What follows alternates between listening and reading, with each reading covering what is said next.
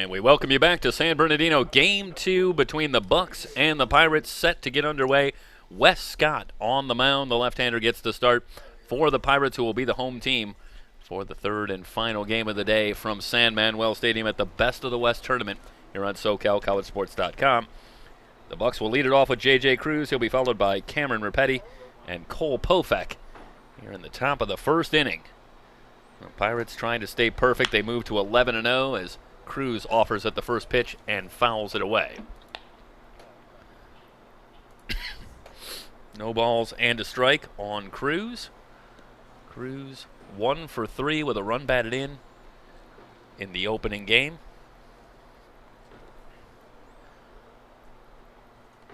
Scott ready. Here is the pitch. And the curveball outside for a ball. Penultimate day here for the Best of the West tournament. Brought to you by Future Events Group. I know the Pirates are back in action tomorrow. Do you recall offhand, Dennis, if the Bucs are playing tomorrow? They are playing. So foul tip. And the count now, a ball and 2 strikes on Cruz. The Pirates go in the final game. It'll be interesting to see if they can get 2 more wins here. Can they navigate the inaugural Best of the West tournament with an unbeaten record? Well, they've knocked off the Bucs in 4 straight. Trying to go 5-0 against them. Yeah, the Bucs threatening to fall under 500 for the first time in the Best of the West tournament, as that one is outside. Count evened up, 2 balls and 2 strikes. Well, that's what happens when you start playing the Pirates, the Foresters, and Anderson's pea soup every game. Wins are going to be a little bit harder to come by. A very good game in our first game of the day here on SoCalCollegeSports.com. and went to the Pirates 7-4, but the Bucs threatened late. Popped up down the left field line. Koo retreating, and he makes the catch to retire Cruz for out number 1. We've seen Koo at second. We've seen him at left field, and now making a nice play right there at third base for the first out of the game. And it'll be Lyon in left. E.J. Andrew in center. Caden Connor in right. Jordan Koo, the third baseman. Matt Autino at short. DeAndre Smith at second. Hayden Winters at first. Connor Burns back behind the plate. And Wes Scott on the mound for the Pirates. First pitch to Repetti at the knees for a strike. Well, we wondered with players moving in and out of the rosters here throughout the tournament, if the Pirates going with largely the same lineup in back-to-back games, the bench may be getting a little shorter for the Pirates as the tournament draws near its conclusion. That one outside for a ball. Mentioned some of those team names that we've seen participate in this tournament. I love that. Anderson's Pea Soup. That was a strong club. They split their 2 games here.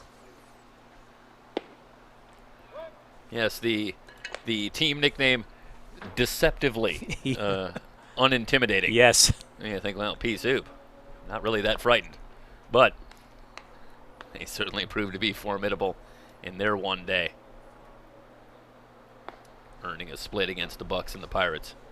A ball and 2 strikes, the count on Repetti. Scott into the wind and a swing and a miss, and Repetti goes down on strikes.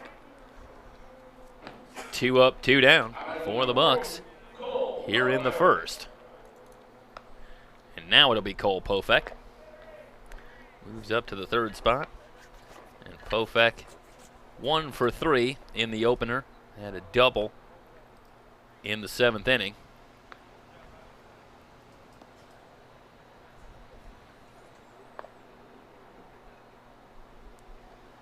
Scott ready.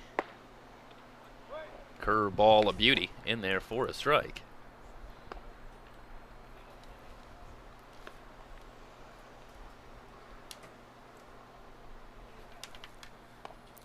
Scott out of University of Arizona, 6 foot 180. Boy, he's just throwing some gas right now in this first inning. Yeah, good fastball, and he blows it by Pofek. And for Wes Scott, this is his 2nd appearance against the Bucs in the tournament. He did have a stint in the Pirate win back on July 12th. Swung on, lifted into center. Andrew on the run. He is not going to get this one. This is going to hop off the track and over the wall for a ground rule double. So Pofek starting to get it going at the plate after a slow start. A double in his last trip up last game, and then he picks up right where he left off. As Andrews was on his horse, but he wasn't going to catch that one, and perhaps the Pirates get a small break there that one hops off the track and up over the wall, as Pofek might have been able to reach third with a triple, but he'll pull up at second. It'll be a ground rule double, and that will bring up Max Miller. First pitch at the knees, called strike one.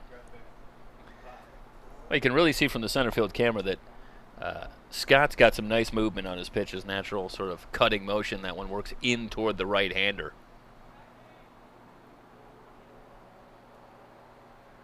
Good live arm. Here is the 0-1, and another curveball in there for a strike, and he's been able to locate that pitch. I thought the first pitch was called a strike, but let's correct that. The scoreboard has it at 1-1. I could have swore they called that a strike. So it is a ball and a strike.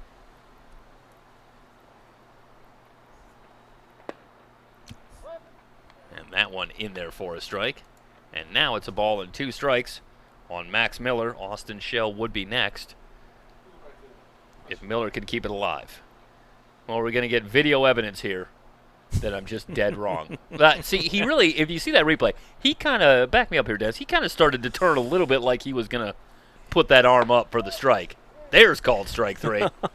And Miller is down on strikes to retire the side. No runs, 1 hit, no errors, 1 left on base. We head to the bottom of the first. The Bucs nothing. The Pirates coming to bat. From San Bernardino, it's the inaugural Best of the West tournament here on SoCalCollegeSports.com, brought to you by Future Events Group.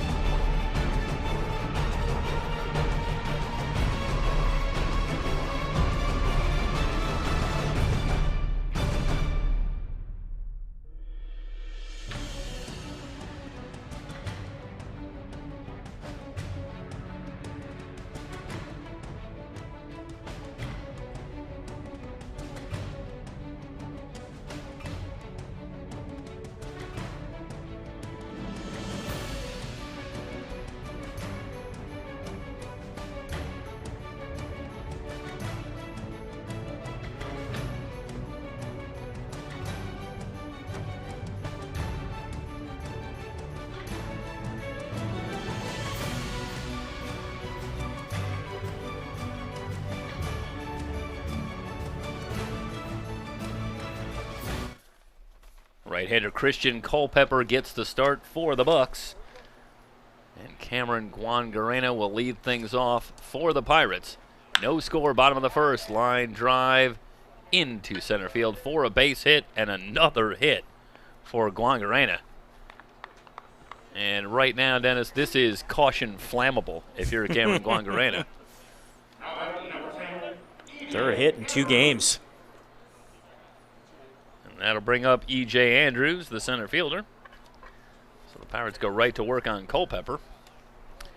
It's Max Miller in left, Damon Keith in center, Chase Hansen in right field for the Bucs. I'll give you the infield after this pitch.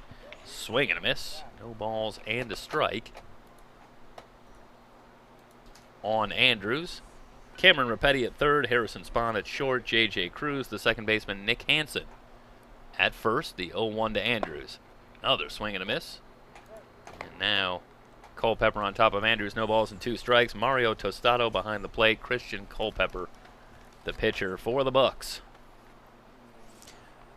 Very well done, my friend, considering we didn't have a lot of information in between games. Team effort. 1 ball and 2 strikes. I was relying on your eyes out there a lot to pick out some of those guys. A ball and 2 strikes. Meanwhile, the count on Andrews' 5th and final matchup between these two teams in the Best of the West tournament, and the Pirates going for the sweep. A bluff towards second, and Andrews down on strikes. So Culpepper gets the strikeout. 1 down. And that'll bring up Hayden Winters.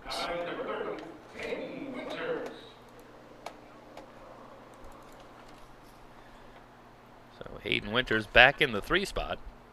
Spent a lot of the first couple of weeks batting third for the Pirates at Hayden Winters before Charlie Reynoso started shaking up the lineup and trying some different combinations. That one fouled back to the screen. No balls and a strike. You reference Winters and the power that he has shown in his college career. A dangerous bat for Culpepper here.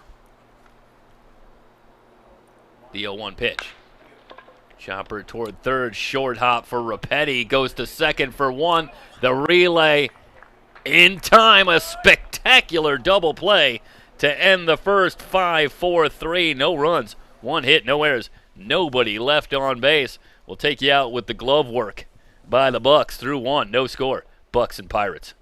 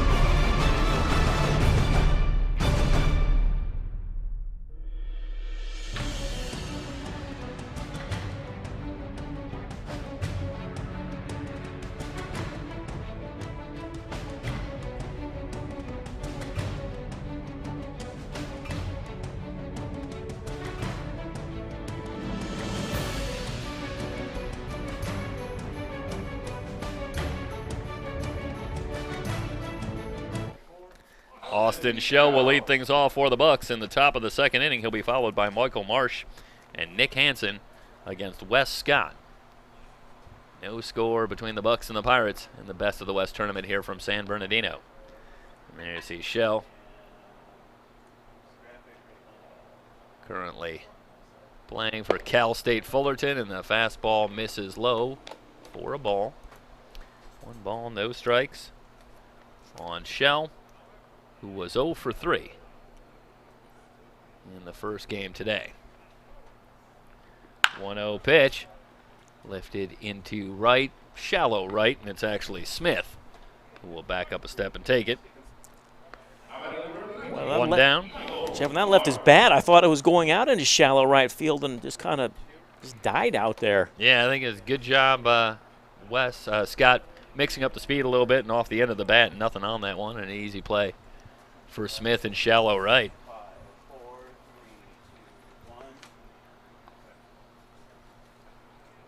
See a pitcher like Scott with the good, solid fastball, but when he's able to change speeds effectively, that's when you start to see those easy outs, balls off the end of the bat, and trouble getting solid contact. Here's the 0-1. Curveball in there for a strike. There's a reason he's pitching in the Pac-12 for the Arizona Wildcats. I remember watching the old Cubs broadcast back in the day, and they would interview pitching coach Billy Connors and ask about pitching. And I swear it got to be the kind of thing that was so predictable. But the first words out of Billy Connors' mouth were always how important it was that his pitchers change speeds. And when they did it effectively, that meant that they were going to be that much more effective on the mound. And he was talking about major leaguers. 2 down. Base is empty. And Hansen will be the batter. And Nick Hansen 0 for 3 in the first game of the doubleheader. Off speed, misses outside for a ball.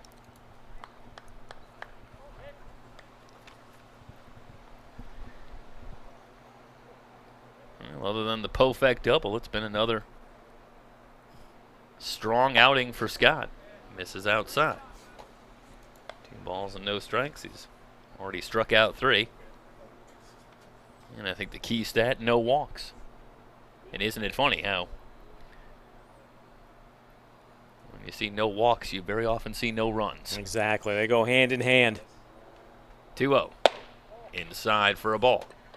Well, let's see if I put the jinx on him. Looks like I'm working on it. One bad one away. 3 balls, no strikes on Hansen, and we'll see if he's got the bat on the shoulder here. Make Scott throw a strike. And he can't. So Hansen walks on 4 pitches and a 2-out base runner for the Bucs. Thanks to you, Jeff. 4-pitch walk. Still got it. And that'll bring up Chase Hansen. Hansen, who gets the call out in right field to start this one. And the left-hander will dig in.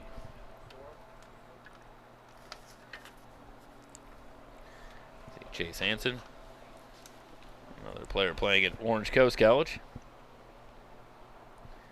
where he was batting .306 with a home run and 15 runs batted in this shortened season here in 2020. And now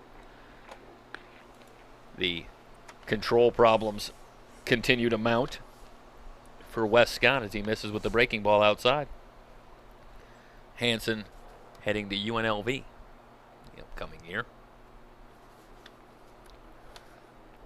And there you see Hansen at first. Well, you got Hansen's batting back-to-back here. And Scott gets one over for a strike. It's hard to not start thinking about a slap shot reference. I knew you were going there. With the Hansen. I knew it. Unfortunately, they're not brothers, but we need a third one. We do. We need the triplets. Where are you? Listen, if it was 3 of them batting back-to-back in the order, we never would have stopped talking about slap shot. I mean, it would have been impossible not to.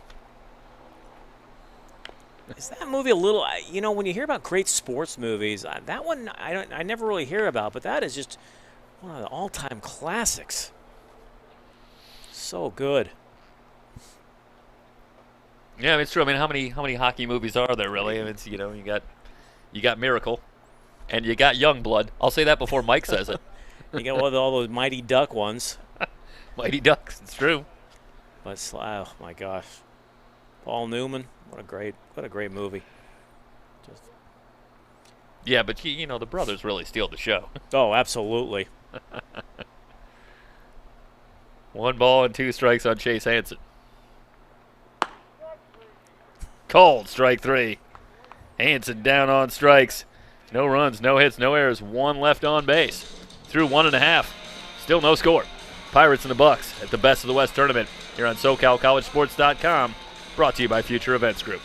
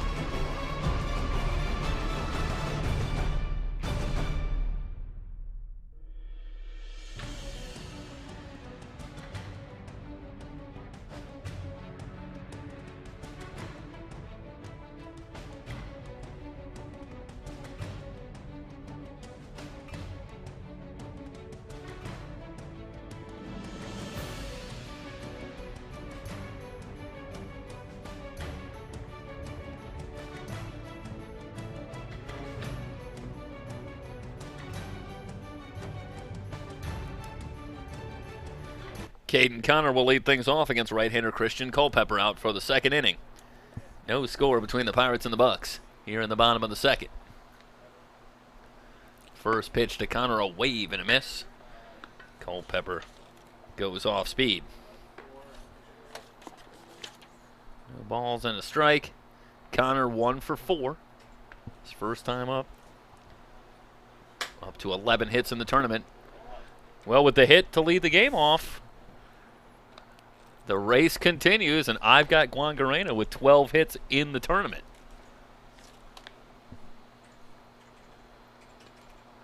Well, you know, it's not an easy call here, but we got to start thinking about some players of the tournament. We do. Teams, and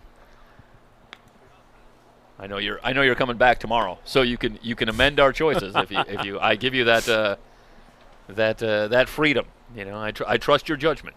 I feel like you need to make a change. I appreciate that. I'll back it up. A ball and 2 strikes on Connor. But a lot of names here have been very impressive for these teams.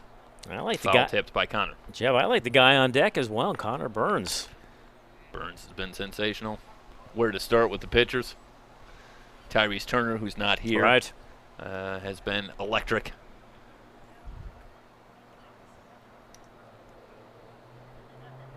Along with DeAndre Smith, his soon-to-be USC running mate.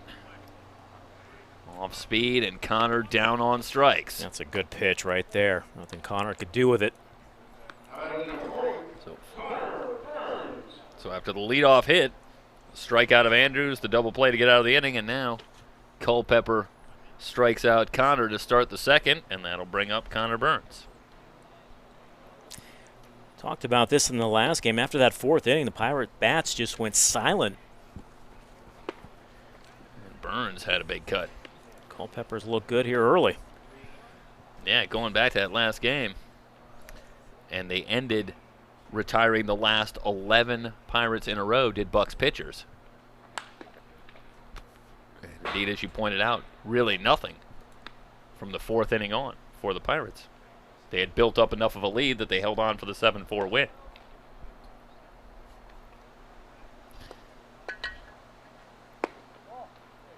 Low and outside, 1 ball and 2 strikes on Burns, with Sheck waiting on deck.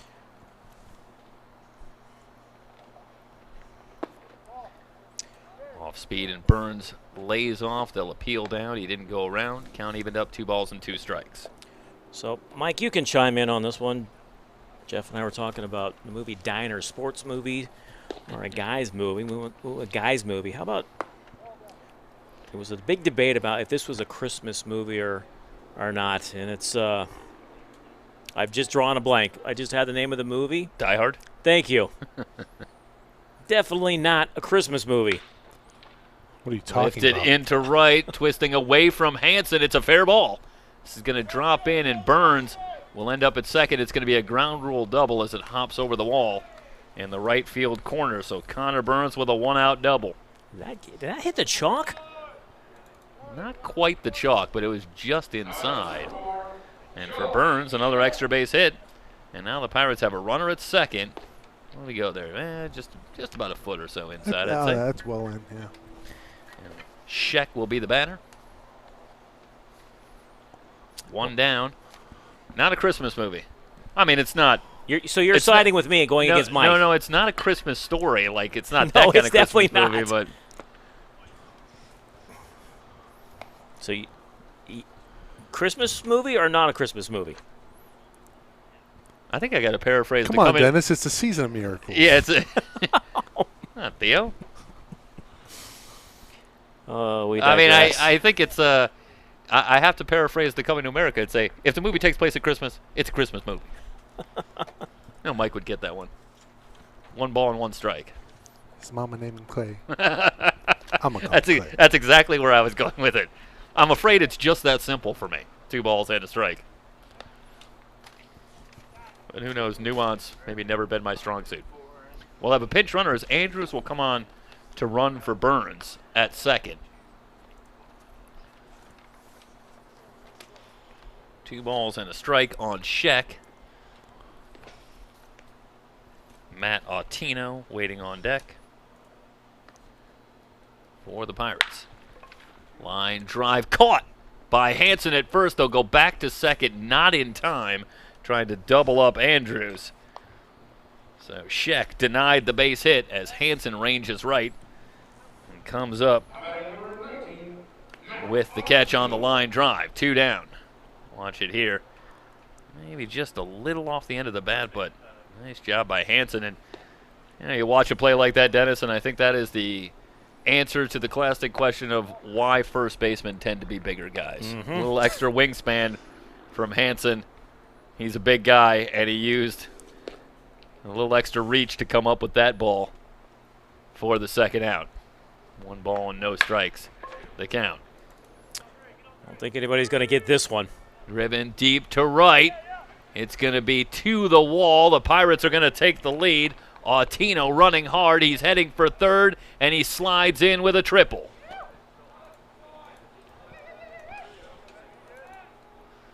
So once again, the Pirates grab the early lead against the Bucs. Let's watch this one again as Autino gives this one a ride. Gapper.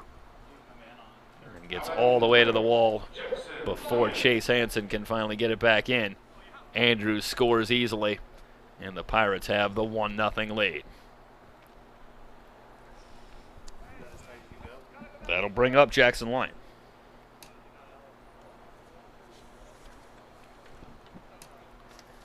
Well, it's uncanny in the matchup between these two teams. How the Pirates, every time, seem to be able to get themselves out to a lead, give themselves a little more margin for error.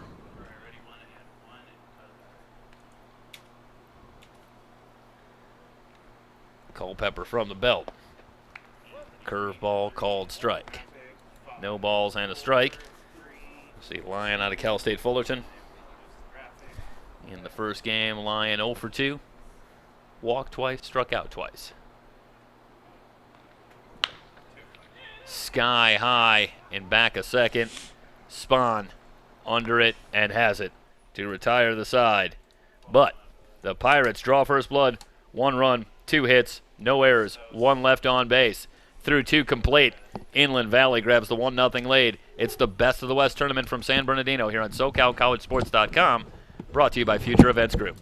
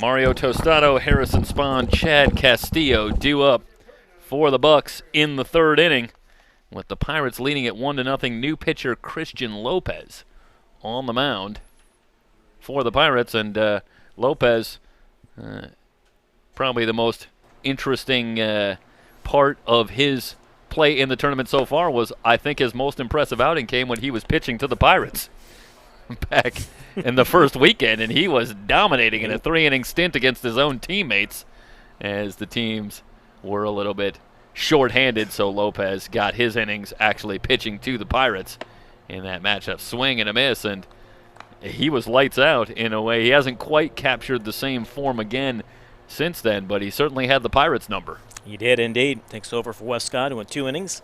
Gave up a hit, no runs, walked 1, struck out 3. Fastball outside for a ball. 1 ball and 2 strikes on Tostado. Tostado 0 for 3 in the opener. Getting the work behind the plate. Eric Bajani. This one driven to left center. Andrews on the run. He's never going to get this one. This one will hop up over the wall. Another ground rule double. And Tostado, started to say that Tostado hit the ball reasonably well a couple of times up in the first game as he was obviously starting to get the groove a little bit. And this one, he rips to left center. This is a no-doubter. Flies this one to the track and up and over. And a leadoff double for the Bucs here in the top of the third. That'll bring up Harrison Spahn.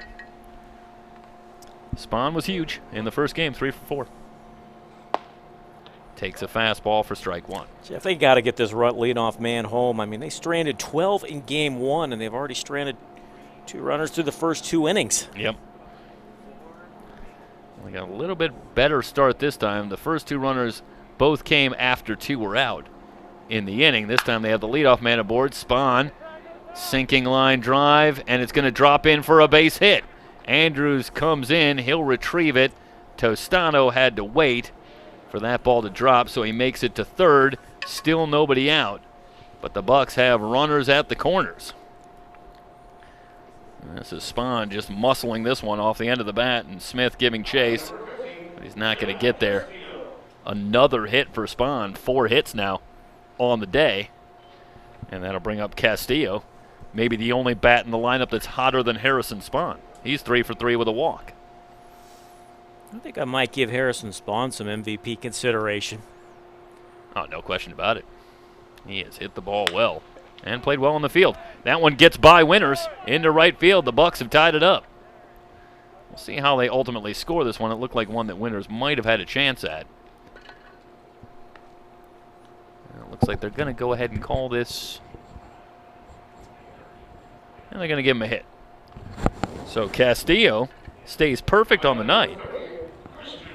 He's now 4 for 4 in the doubleheader. Meanwhile, the inning continues. 3 in a row have reached against Lopez. Game's tied at 1. And the Bucs have runners at first and second. That'll bring up Kirtley. Curveball outside. There is Kirtley out of Cal Santa Barbara. Kirtley had a triple in game 1, going 1 for 3 with a walk. Fastball outside. 2 balls and no strikes. Well, challenge for Lopez. Got to find a way to settle himself down. Start retiring some Bucs hitters. A double, a single, and a single to the first 3 batters of the inning here in the third. Outside. 3 balls, no strikes. Will Kirtley have the green light? We've seen a lot of hitters given the green light on 3-0 in this tournament. Lopez with a check. Now comes home, and he had the massive green light there, I think. He almost swung himself off his feet. He fouled that pitch off his front foot. Oh yeah, right there off that front foot. Yeah, absolutely, it's a good call. It was a swing out of the Reggie Jackson school too. Let's not be fooled. But yeah, the ball off of his foot, and it looks like Kirtley's okay, and he can continue. He wanted to make it a 4-1 game with one big swing. He was challenging himself to see just how far he could hit the ball if he got that one.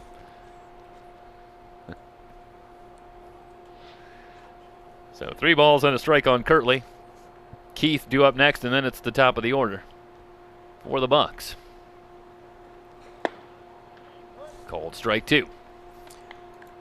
Jeff, I think the hardest baseball I've ever seen in person was Dave Parker was playing for the Cincinnati Reds at Candlestick Park. Actually hit one in the upper deck.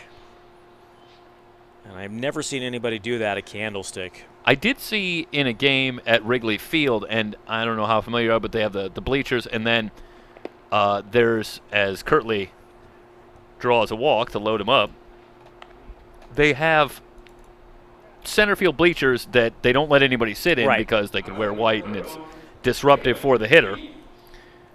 But then there are center field stands that are back. There's a walkway, and then there's center field stands. Right. And the only person I've ever seen a ball hit up there to straightaway center was Barry Bonds back when he was with Pittsburgh. And he hit one up there. Kingman hit a very famous shot that went down Waveland Avenue. It was like a half a block away before it landed. And that's one of the longest home runs. But I was in person. I did see the Bonds home run, and it was pretty amazing because that was back when Barry Bonds was a little different body type, shall we say. Sure. And to see him still hit the ball that far was kind of amazing. In the dirt, a ball and a strike.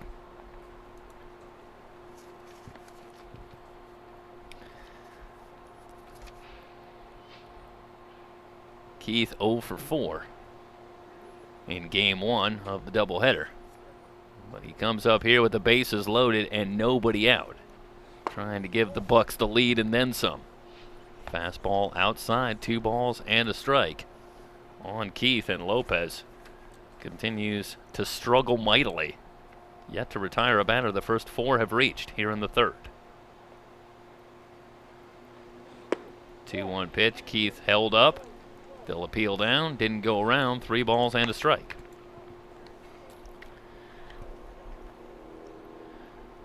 Well, it's Lopez's inning, but at this point right now, Christian Lopez only reprieve might be this inning being rolled over. As it stands right now, the Bucs are dialed in. This one ripped into left field, Lyon on the run. He won't get it. This is going to go all the way to the wall. 2 runs will score, and they'll hold the runner at 3rd. It's a 2-run double for Damon Keith.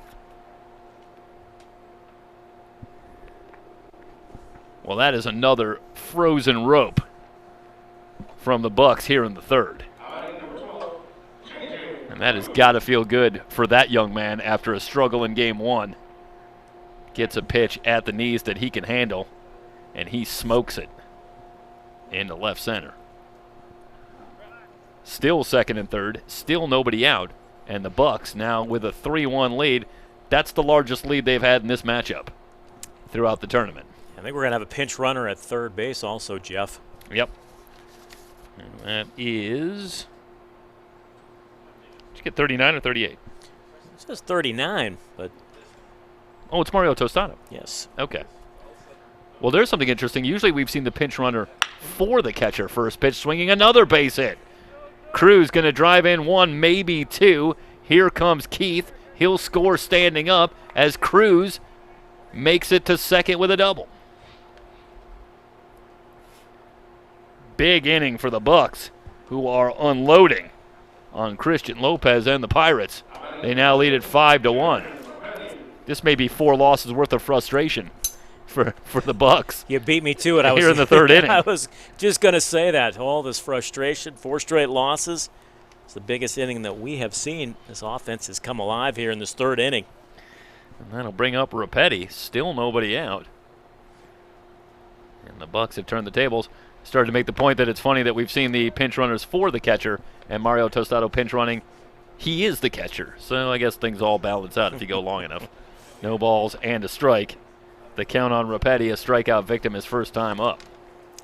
It's finally starting to have some activity down in the Pirates bullpen. Swing and a miss for Rapetti. And he's in a hole now, no balls and 2 strikes.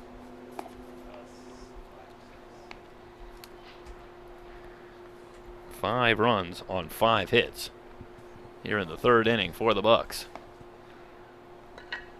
Well, these were all the hits that they couldn't seem to come up with 2 outs and their scoring chances in the first game. And they're just stringing them all together. 0-2 pitch to Rapetti. A wave and a miss. Rapetti down on strikes for the first out here in the 3rd inning. That's just good use of the breaking ball. And see, Lopez at times has good stuff, but right now you see balls hit hard and you wonder if Lopez, if it's just a little wildness in the strike zone. There's some pitches there that maybe just getting a little too much of the plate, and the Bucs aren't missing them. Seeing Cruz hit the ball hard, as did Tostado and Keith here in the 3rd inning. As Pofek tries to hold up, but he went around for strike 1. His double was a hard hit ball back in that 1st inning. Yes, it was, and there you see the pitcher warming up. And that is Justin Schubert, the right-hander who went last week. That one fouled straight back, no balls and 2 strikes on Pofek. And for Lopez, after striking out Rapetti, he's way out in front against Pofek.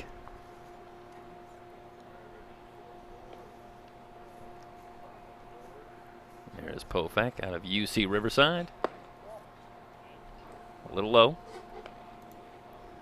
Ball and 2 strikes.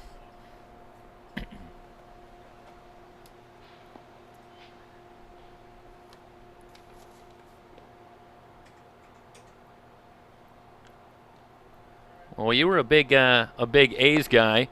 Were you, by chance, watching live as Pofek goes down on strikes? Another good breaking ball from Lopez. Or out number 2. Were you perchance watching live when Canseco hit the famous shot at the Sky Dome? Oh, that absolutely. Was one of the longest home runs ever hit anywhere. Cameraman couldn't even find it, remember? Yeah. He finally realized that it was up in the upper deck. Back near the hotel. Yeah. Sky Dome. 2 down, a runner at second. And Max Miller will be the batter. He struck out his first time up. Off-speed pitch misses low for ball 1. I would say watching on TV that one, and then George Brett in the 1980 playoffs against Goose Gossage, the Royals and the Yankees. Yeah, one of my favorites. You have a hard time hitting the ball harder than that. I guess Bond's home run in 2002 in the World Series. Yes, against the Angels. One of the ball and 2 strikes. As that one gets back to the screen, I should say that makes the count 2 balls and no strikes. The wild pitch moves the runner to third with 2 down. I believe that's the one where they had a shot of, I think it was Tim Salmon in the dugout, and you could clearly see that Tim Salmon mouthed the words after that ball was hit, "I've never seen a ball hit that far before."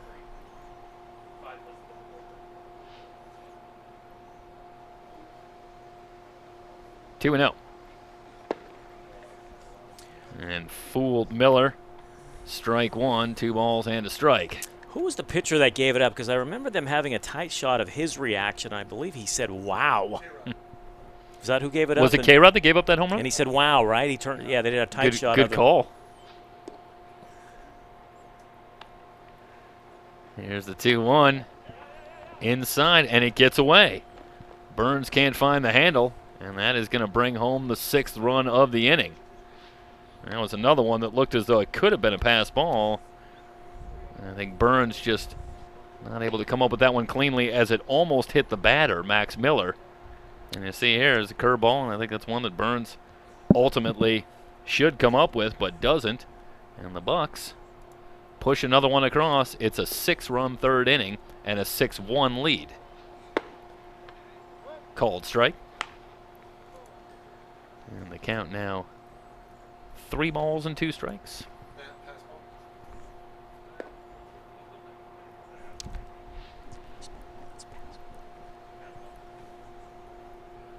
Lopez ready. Here's the payoff pitch. Missed it outside. Another base runner. And they'll roll the inning. And that will bring the third to a close for the Bucs, but not before they bring home 6 runs on 5 hits. No errors, 1 left on base. Heading to the bottom of the third with the Bucs leading the Pirates 6-1. It's the best of the West tournament here on SoCalCollegeSports.com, brought to you by Future Events Group.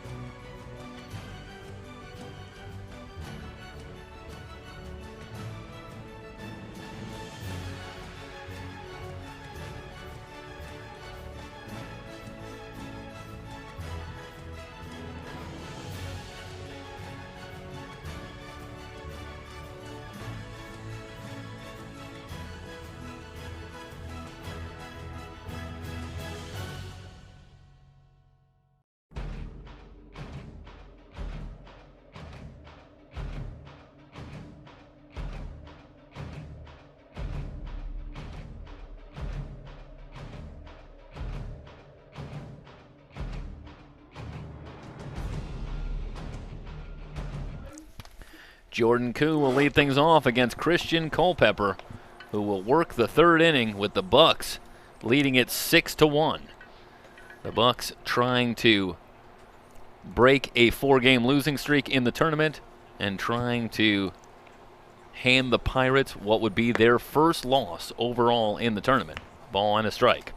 Jeff, I'm looking for a couple things here from Culpepper. One, he sat a long time, so let's see how effective he is. And if he is effective, he's got to shut the door 1, 2, 3 on the Pirates. Don't give him any hope about trying to come back. Yeah, the Pirates no doubt will have a measure of confidence. They have come from behind to win 2 games in this tournament so far. One against the Pirates and the other one a come from behind win against the Foresters. So no doubt there's still a measure of confidence in that dugout for the Pirates that they can work their way back and keep on winning. A ball and 2 strikes. The count on Koo. Smith waiting on deck. Swung on and missed. Koo goes down on strikes to start the third.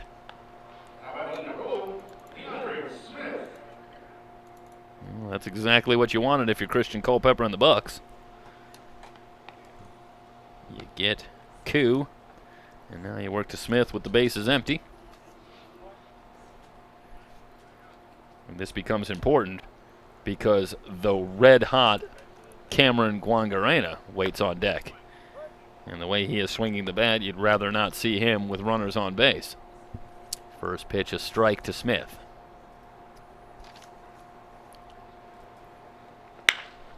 Line drive, base hit for Smith. DeAndre Smith continues to impress. Solid single to center. And that'll bring up Guangarena. Well, let's see how aggressive head coach Charlie Reynoso is for the Pirates. Guangarena swinging a hot bat. Smith, fast base runner. Going to put him in motion, perhaps a hit and run. Yeah, Guangarena in the first game, 2 for 4. The run scored and a run batted in. Culpepper ready. Smith not moving. That one chopped foul. Well, it's an ideal spot, you would think, to put a runner in motion. But on the other hand, you certainly don't want to be running yourself out of potential threats when you're down 5 runs. Bad news, you're down 6-1. Good news, it's only the bottom of the third. Breaking ball misses high. A ball and a strike on Guangarena. E.J. Andrews waits on deck. Guangarena, first time up, a single. On the inside corner, 1 ball and 2 strikes. You know, when the catcher is able to frame up the ball, you often see the strike But when the batter tries to do the sort of framing by moving back from a pitch, they don't ever seem to get the benefit of the doubt. Great. Isn't it interesting Yes. how umpires seem to respect one and don't seem so moved by the other? A ball and 2 strikes on Guangarena.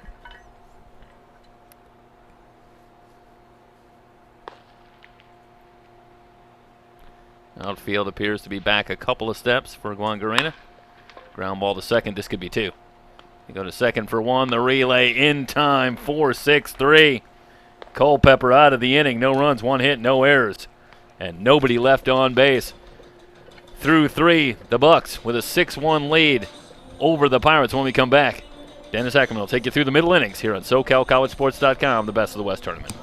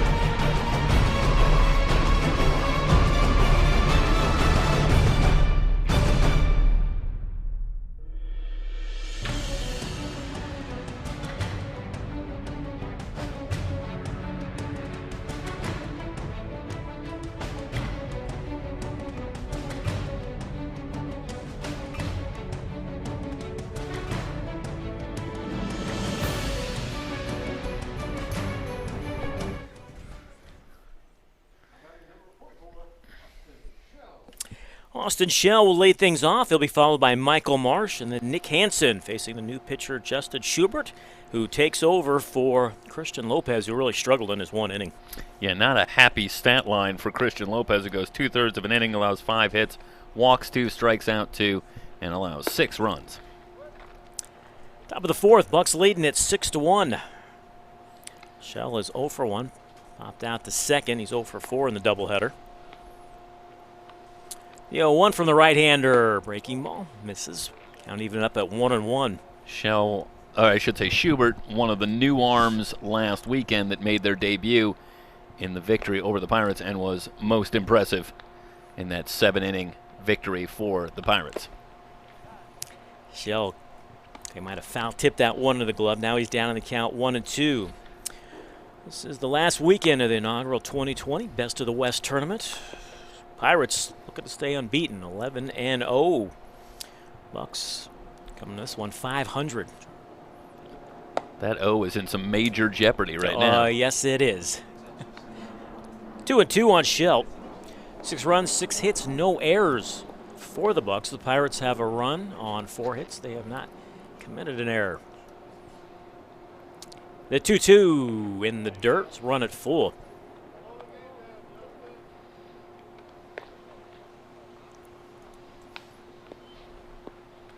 All right, so let's do a little baseball. We'll give you something to think about while you're. Okay. We'll give you a little increased degree of difficulty here. Okay. So you can do play-by-play and think about trivia. We don't want to just put the game in front of you. And No. let you just call the game. We got to challenge you a little bit here. Hit into right center, Connor. Called off at the last moment and a sliding catch by E.J. Andrews. I don't know if there was miscommunication out there, but Yeah, I think Andrews, in all likelihood, called him off, but then made it a little more exciting. Let's see if we can get a sense here, but I think Andrews is just calling for this ball here, and A little late adjustment, but a nice grab by Andrews nonetheless. It'll go down as a routine out in the scorebook. Don't know if Caden Connor perhaps never picked it up, maybe lost it in the lights, but either way, one up, one down. Michael Marsh steps in. Struck out in his only at bat in the second inning. Would you like your trivia question? Can I multitask? I'm going to go for it. I'm ready for it. One player had won an MVP award in the 90s and the 2000s. Okay. And one player had an MVP award in the 80s and the 90s. Well, in the 90s and 2000s, I think it's Barry Bonds. Yes. Slow roller, comebacker. Schubert, he's going to take it himself. I like to start you out and let you get a little confidence. That's what we want here, right? We want you feeling good. We don't want to beat your spirits down. With 2 outs, Nick Hansen will step to the plate. Does not have an official at bat. Walked in his only plate appearance. Had a tough first game of the doubleheader. He was 0 for 3 with 3 strikeouts in the 80s and 90s. Did the player play 2 different positions? Nope. Okay. Were you thinking of my man Robin Yount? I was indeed. 82 and 89. You were just that close. 80s and 90s.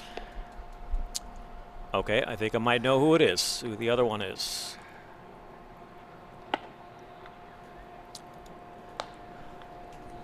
One and one now on Hansen with Chase Hansen on deck.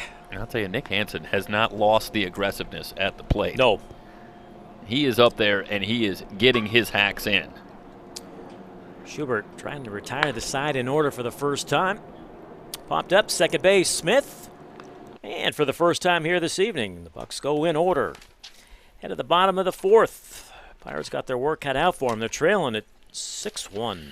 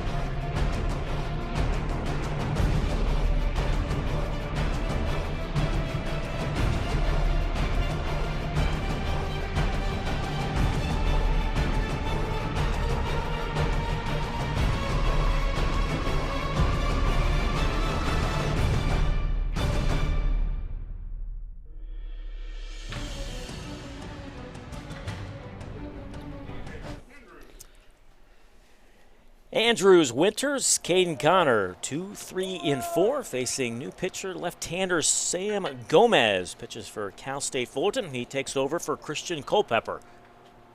Culpepper, a solid outing, goes 3 innings, allowing just 1 run, 4 hits, no walks, 3 strikeouts, and he leaves with the 6-1 lead. Andrews is 0 for 1. He's 1 for 5 in the combined doubleheader. Swing and a miss. Can't catch up with the fastball. quickly down in the count, 0-2.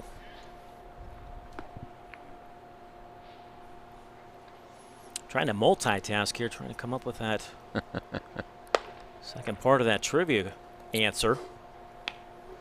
MVP in the 80s and 90s. Yeah, you offered up Ricky Henderson, which was an excellent guess. I mean, that's that one makes a lot of sense.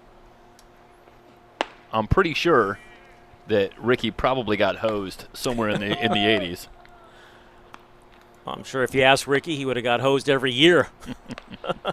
Andrews is down on strikes for the second time, one out here in the bottom of the fourth, and that'll bring up Hayden Winters. The cleanup hitter is 0 for 1, hit into a 5-4-3 double play. And when he said that he got hosed, it would have all been in the third person. Oh, yeah. Ricky loved himself some Ricky. Did he play till he was about 46? Does that sound about right? Yeah, he could probably still play now.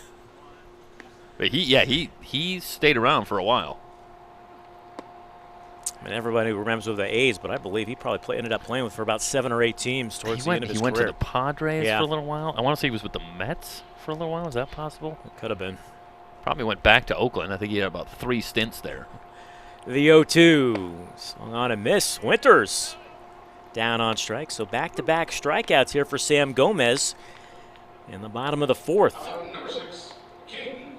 And I'll bring up Caden Connor. He's 0 for 1. He struck out in his only at-bat. He was 1 for 4 in that first game at an RBI.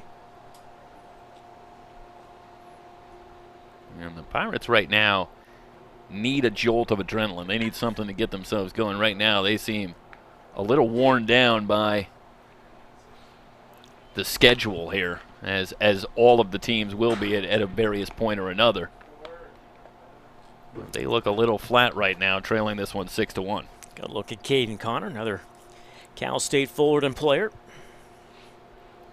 What do you think? Cal State Fullerton is one of the best teams represented in this tournament. I would say Cal Baptist. Cal Baptist has quite a few. I know you haven't done many of their games with the San Diego Waves. Palomar Community College down there in San Diego is no question. Well represented here in this tournament. A couple Long Beach State and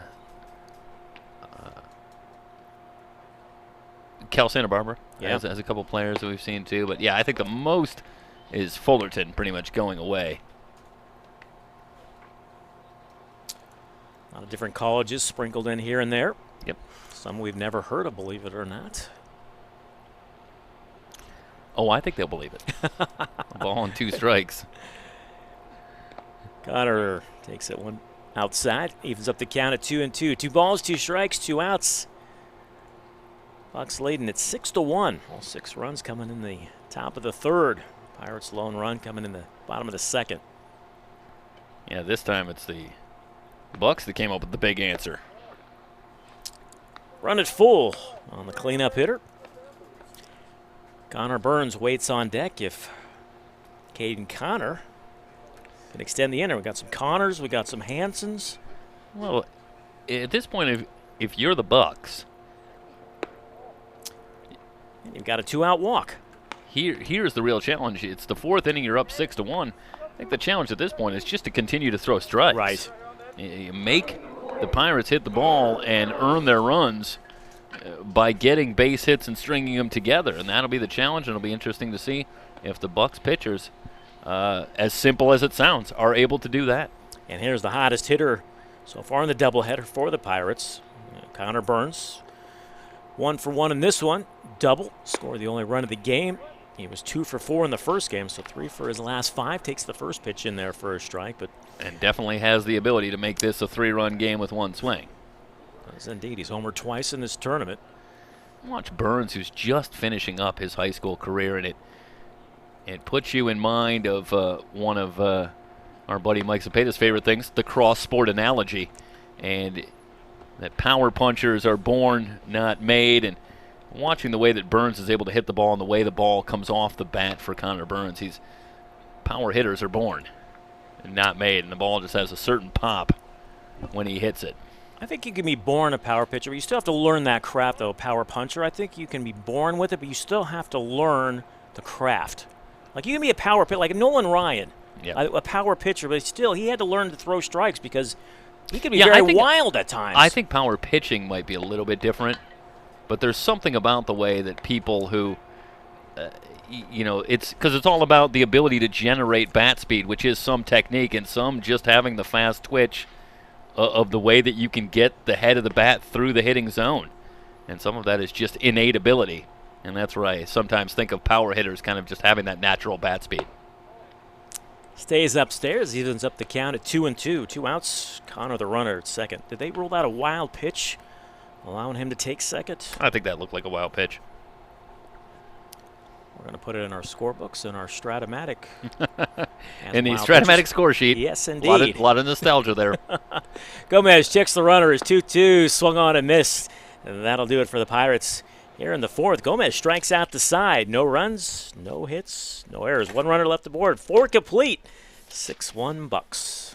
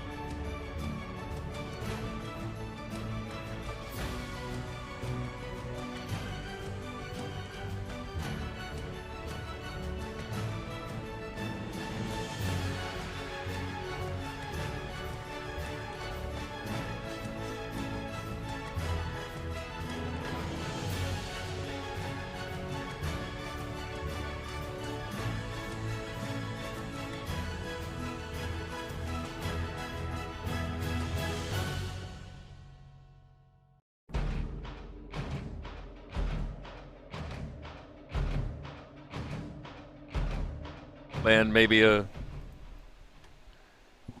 Hold that thought. Yep. Top of the fifth, Chase Hansen, Mario Tostado, Harrison Spahn.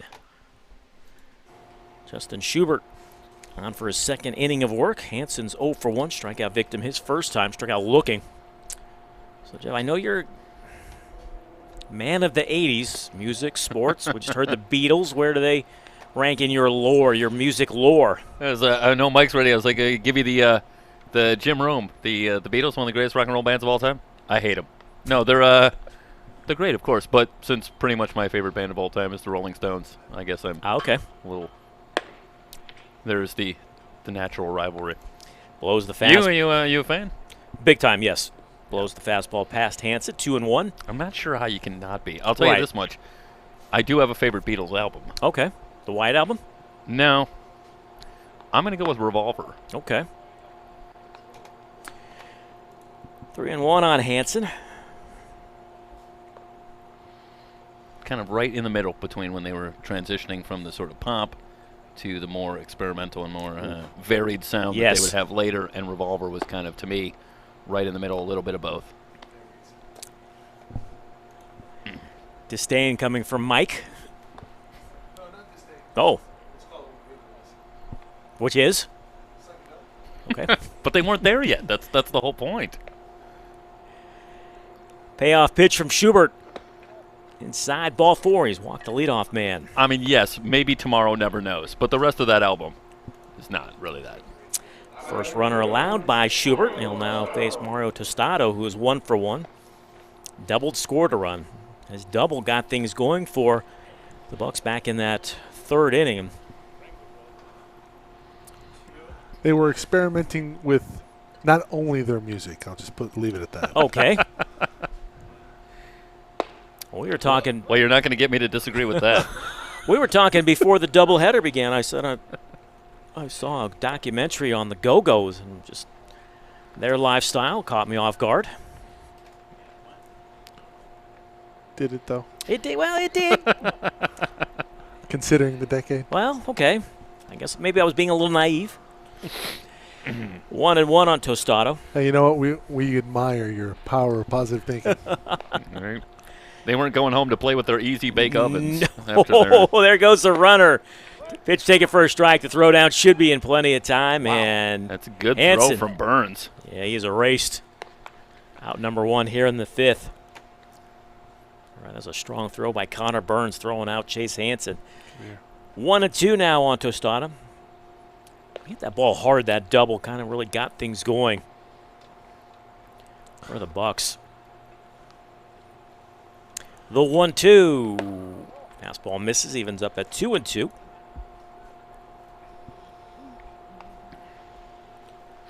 Tostado missed the first couple of weeks of this tournament.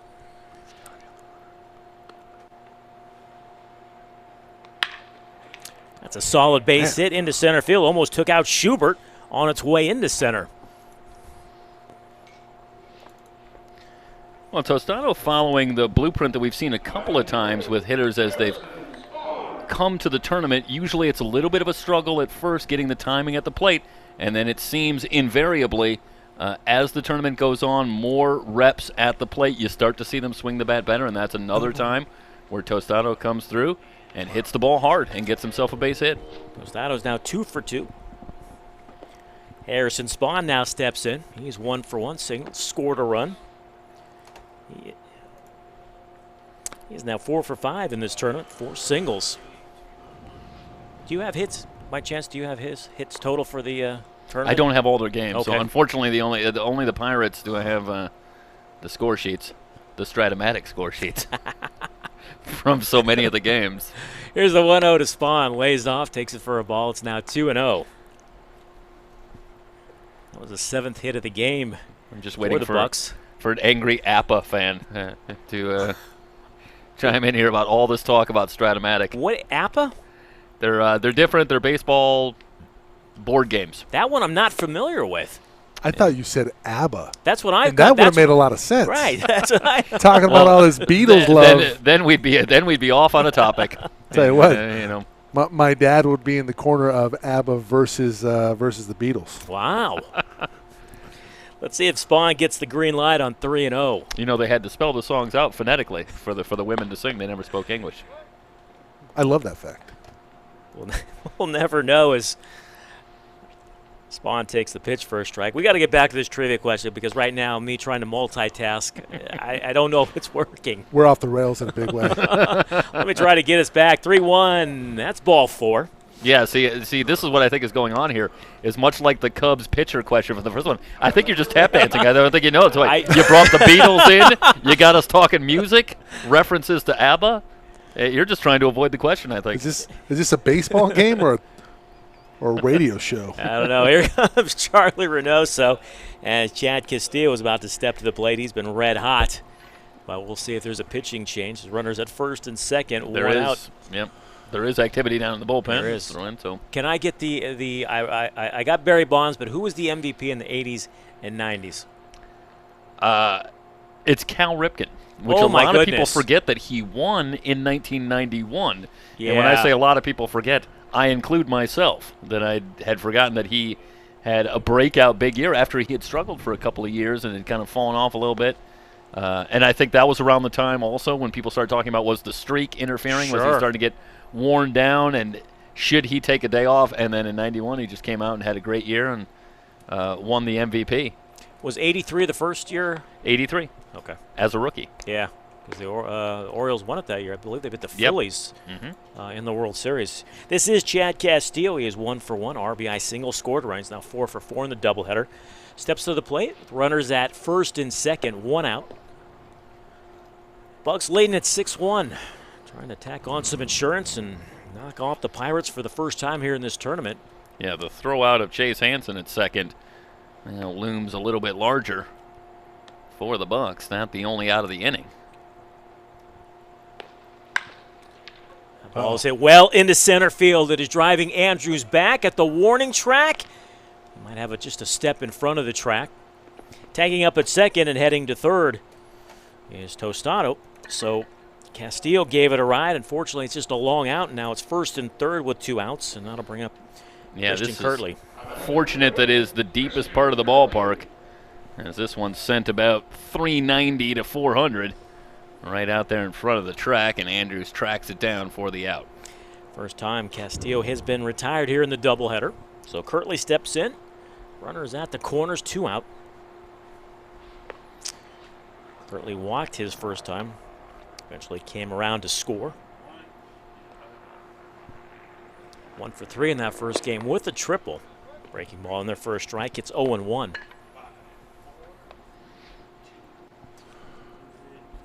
Tostado the runner at third. Spawn the runner at first. Yeah, Tostado leading the charge both rallies. He has been the table setter. Boy, that ball is lashed down the left field line. Is it fair? Foul. Foul ball. That would have cleared the bases. Just hooking, and that is a huge break for the Pirates. If not for a little right to left English on this one. And this is a couple of more runs for the Bucs.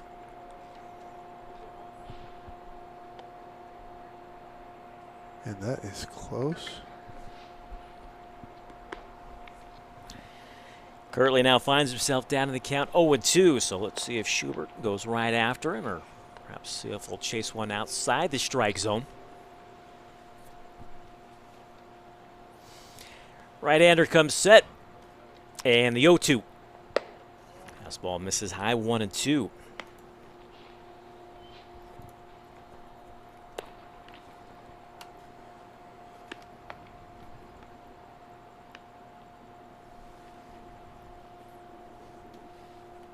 Bucs did all of their damage back in the third with nobody out. Kirtley trying to pick up a big 2-out hit here. Excuse me, swing, fouled off. He knows that he swung at a ball there.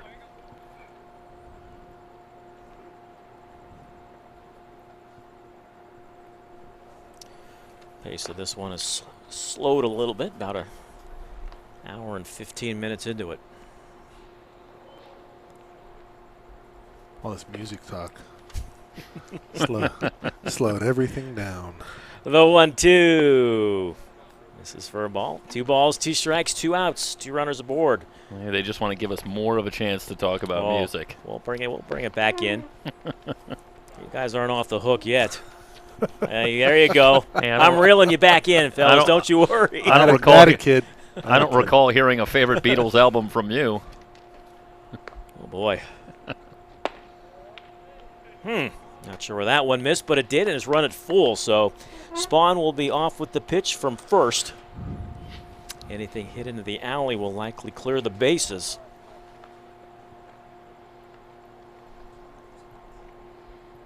And Schubert, after an uneventful first inning, has run into some trouble here in his second inning.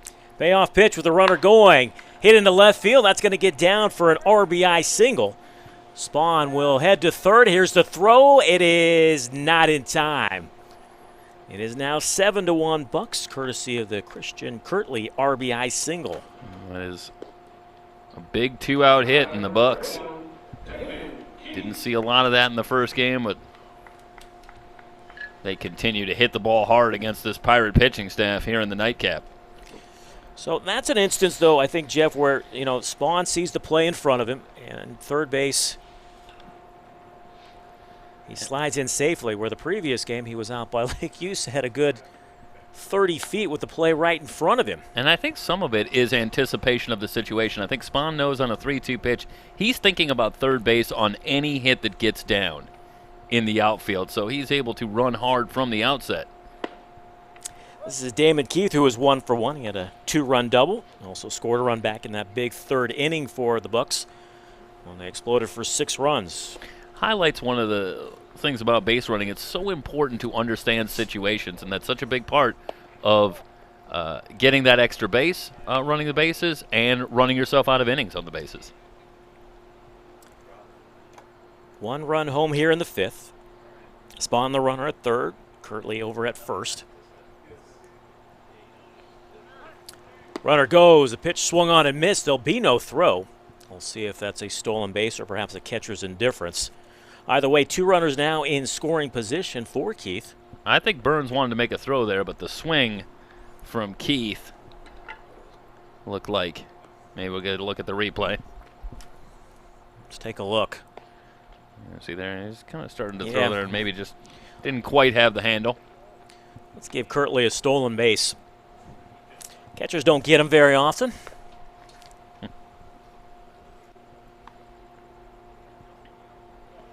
Was Biggio probably before he went to second, probably the last catcher who could run really well? Jason Kendall, I think, kind of had that reputation. I don't really know too much about, but the 2-2. Buster Posey, I guess. I don't think Posey is a. Yeah, I don't know if that was ever really. Yeah, Mike. But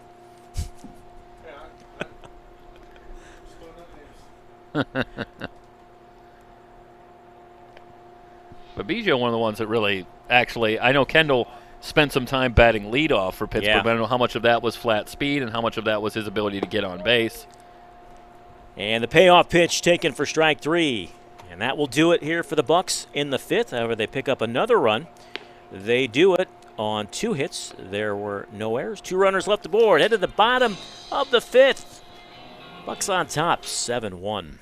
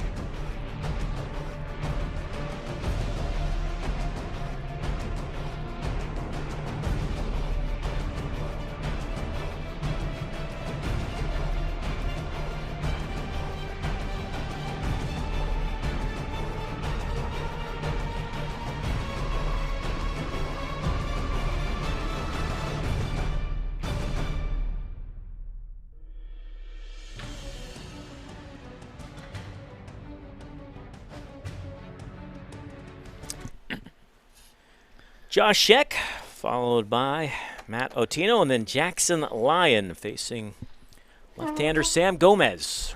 I don't think the Pirates in this tournament have found themselves trailing at any point 7-1, Jeff, so unfamiliar territory. No, this might be the most runs they've allowed in a game as well, and it's unquestionably their biggest deficit. Sheck lined out to first, beg your pardon, his first time up. He was 2 for 4 with a couple of runs batted in the opener. Can't catch up with that fastball. It's 1-2.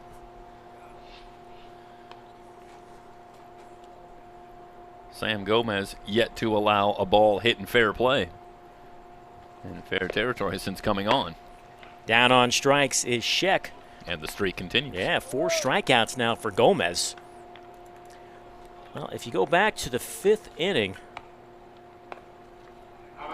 of Game 1, Pirates haven't scored. They've scored 1 run in, the last 9 innings? So the bats have gone quiet. I don't know if it's credit Bucs pitching. Got to give some kudos to it. Matt Otino, RBI triple, 2 for 4 in the doubleheader. It's the lone highlight here in the nightcap for the Pirates. Mike, I got to bring you back in. I know you're not a Beatles fan, but Jeff told us he's a Rolling Stones guy. So can you give me – I'll wait till you put your headset on. I'll stand by. I know you've got them on. You're ready. I'll count you in 3, 2, 1. Let's hear your band as Otino fouls that pitch away. My band? Yes. Green Day. Okay. But who's your son's band? And how old is your son? And how old's your son? My son Owen is 3.5. Wow. And Foreigner, probably Okay. his favorite band. Wow. That is Grandma's influence. Interesting fact about my son, he's 3/4 Central American, redhead. Grandma is from Minnesota. She is not from Central America. She's also a redhead. So they have a lot in common music taste among them. Sam Gomez continues to mow him down. That's 2 straight strikeouts. I'm telling you, when double vision comes on, that SUV is a rockin'.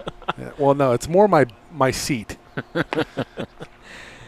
0-1 to Jackson Line, who swings and misses. Dating back to last inning, 3 straight strikeouts for Sam Gomez, 5 overall. You know what's even better about me telling that story? The fact that it said Central of Americans. Brings me back to shades of Miss Teen South Carolina. 0-2 on line with 2 out. We'll just leave it at that.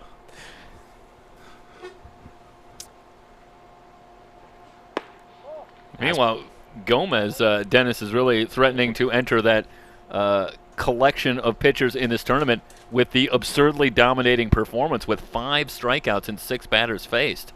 I'll tell you what, between him and Culpepper, the starter, they have shut this Pirates lineup down. 2 balls, 2 strikes, 2 outs. Bottom of the 5th. All Bucs in this one. Leading at 7-1. Left-hander into the wind is 2-2. Just inside. He's run it full. So perhaps, I know you put a jinx on pitcher earlier. I can't recall what it is. Do we perhaps do it again here to Sam Gomez? Well, no reason not to challenge Lyon here with the bases empty. And he lost him. Second walk issued by Gomez.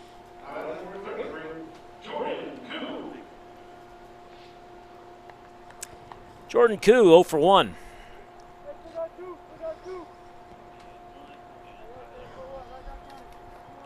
Lyon the runner at first, 2 outs.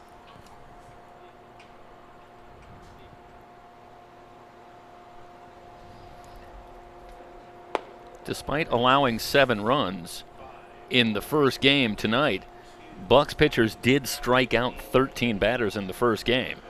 And they're working on a pretty impressive number here, up to 8 through 4 2/3 in this one. So they're hanging a lot of Ks on the Pirates. It is 1-1 on Jordan Koo.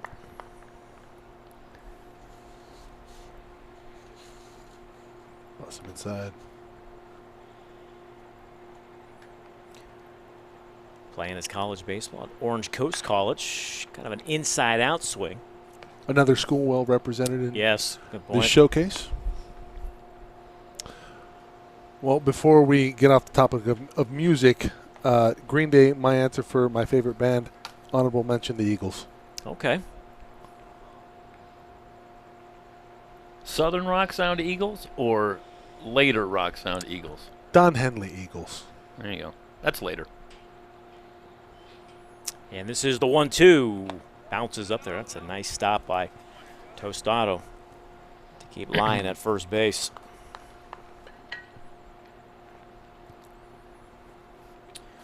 Deuce is wild on that scoreboard. 2 balls, 2 strikes, 2 outs. 7-1 Bucs. Bottom of the 5th. If you talked about it earlier, we just need Gomez and the rest of those Bucs pitchers throw strikes.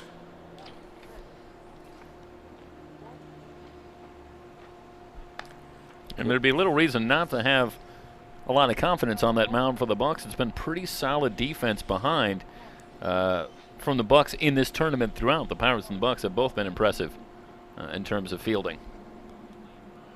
Well, let's not forget to mention there's a little less potency in this lineup. You're missing Thomas. You're missing Turner for the Pirates. That's well hit into left field, and that's going to be a 2-out single. Jordan Koo throwing a little crow my way. First hit for Koo, 5th hit of the game for the Pirates, so they got something cooking here with 2 outs in the bottom of the 5th. And that'll bring up DeAndre Smith, who's 1 for 1. He's singled and was quickly erased on a double play to end the 3rd inning. And this is why walks will drive coaches crazy. You got 2 outs, bases empty. You lose a batter, Lyon gets on. Now Koo gets a base hit. Now you got 2 on with DeAndre Smith, who's been swinging the bat well up at the plate for the Pirates, and they have an opportunity to put together an inning. Lays off the fastball, misses high, 1-0. Gomez was cruising along. Now he's got himself in a little bit of jam here. 2 outs. Lyon is the runner at second. Koo's the runner at first.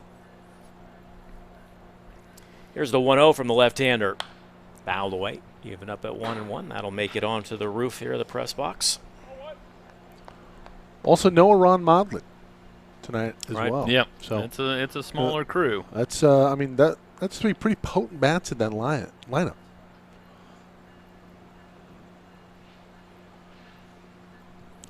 It's up to DeAndre Smith to try and deliver the 1-1. Foul tipped into the glove. So he couldn't hold on to it. 1-2. If you go back to last week versus the Foresters, it was the U represented by Jared Thomas with the game-winning hit. If memory serves. It serves Jeffrey better than it does me. No, I'm not really sure about that, but you are right about the memory of JT with the winning hit. 1-2. Blows the fastball right by him to end the inning. Gomez does strike out the inning. Pirates threaten. They come up empty. No runs. There was 1 hit. No errors. 2 runners left aboard. We have played 5 complete. Bucs over the Pirates, 7-1.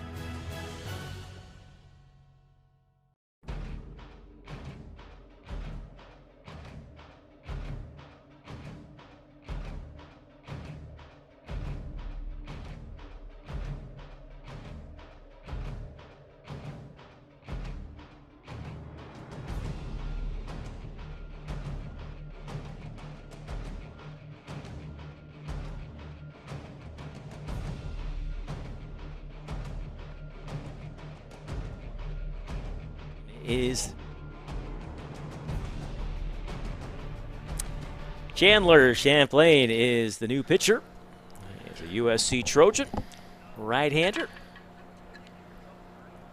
Takes over here in the top of the 6th. He will face J.J. Cruz, Cameron Rapetti, and Cole Povic. Top of the order, and Cruz struck a big blow his last time up. 2-run double. Eventually came home to score. Watch out, Champlain. That is a solid base hit right up the middle. And Champlain, he gets his uniform dirty. Had to duck out of the way of that one. Yeah, if third base is the hot corner, wow, you're even closer when you're on the mound. And you will see some line drives coming back at you. Pretty scary, and good reflexes from Champlain. In the words of the great Harry Doyle, that guy's got a family to think about. Champlain is the 4th pitcher of the game for the Pirates. 2nd hit of the game for Cruz. 9th hit overall for the Bucs, and that brings up Rapetti, who's 0 for 2 with a couple of strikeouts. He's 0 for 4 in this doubleheader with 4 Ks. And down the count 0-1. Champlain will be a junior at USC as a sophomore, made 6 appearances, all out of the bullpen. Had 1 save and a 1.23 ERA in 7 1/3 innings pitched. Struck out 6, walked 5. Working out of the stretch with Cruz on at first. Nobody out here in the top of the 6th.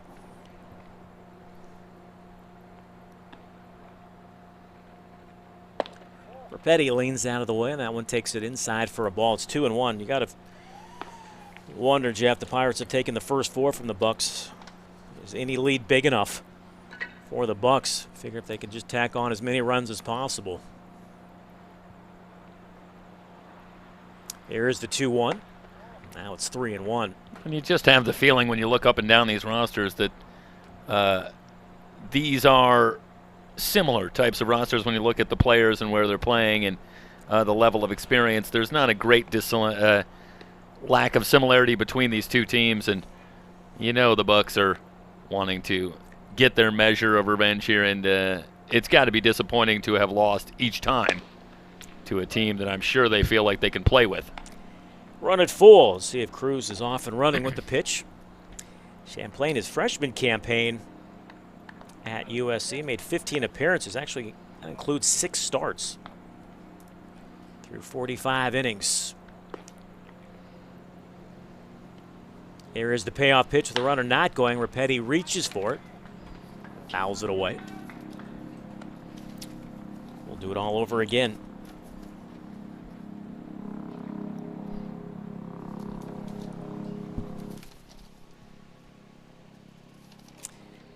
Champlain was taken in the 38th round of the 2018 Major League Draft by the Angels. And this is his 2nd appearance against the Bucs. He also had a stint back in the matchup on July 12th. The full count pitch, fouled away. Good at bat for Rapetti, battling.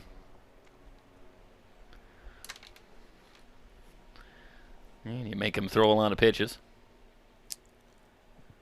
Wes Scott got the start, then it was Christian Lopez, followed by Justin Schubert. Now it's Chandler Champlain.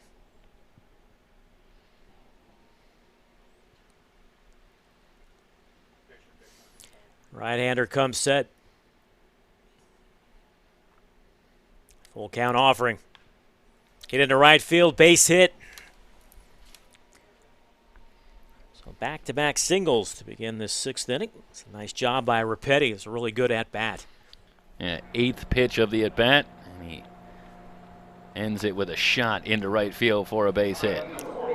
That'll bring up the number 3 hitter in the lineup, Cole Pofek, who is 1 for 2. He has doubled and struck out. Comes to the plate, couple of runners aboard, nobody out. Bucs leading 7-1 and trying to add on some more insurance.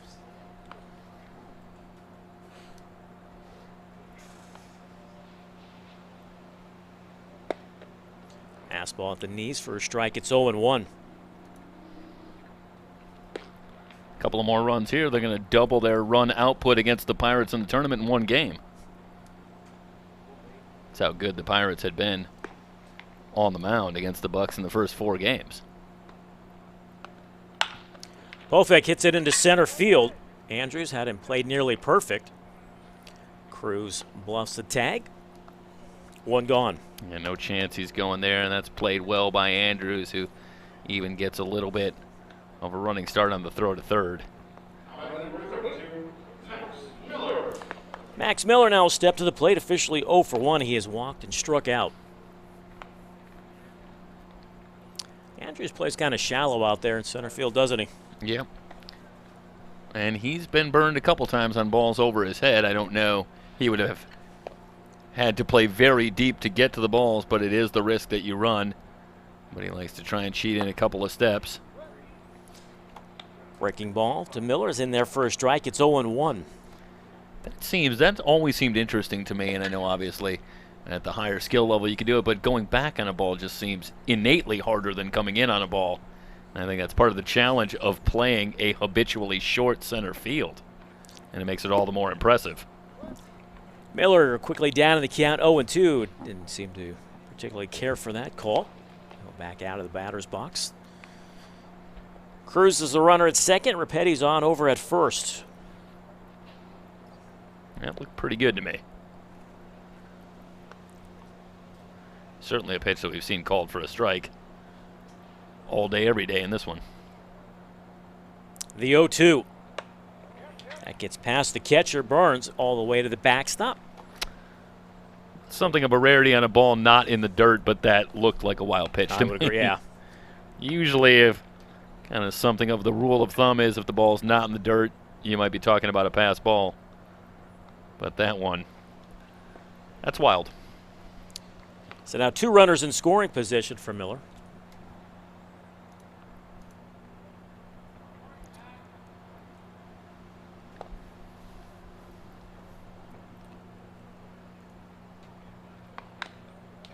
Fouls it back. Caden Connor has now moved from right field to first base. Let you know of any other defensive changes for the Pirates.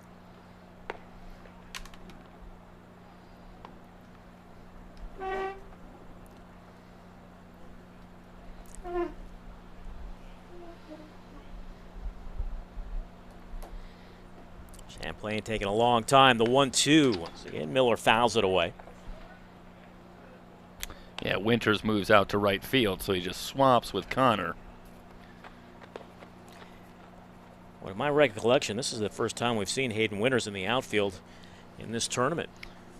Yeah, I don't recall seeing it.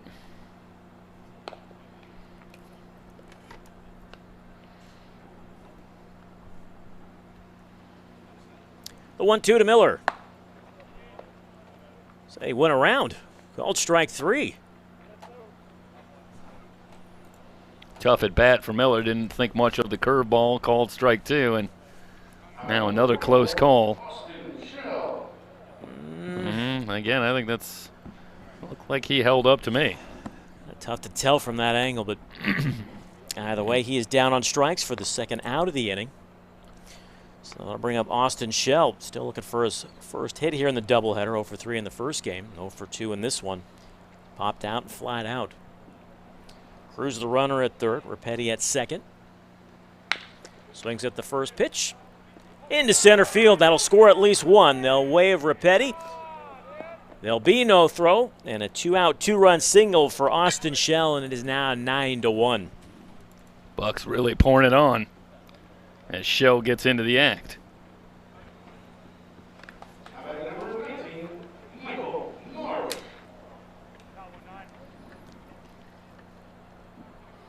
I'll bring up Michael Marsh.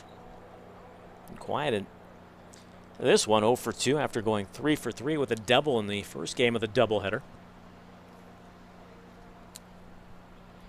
Bucs got 6 in the third. Picked up 1 in the fifth, and now they've added 2 more here in the sixth. Lead at 9-1.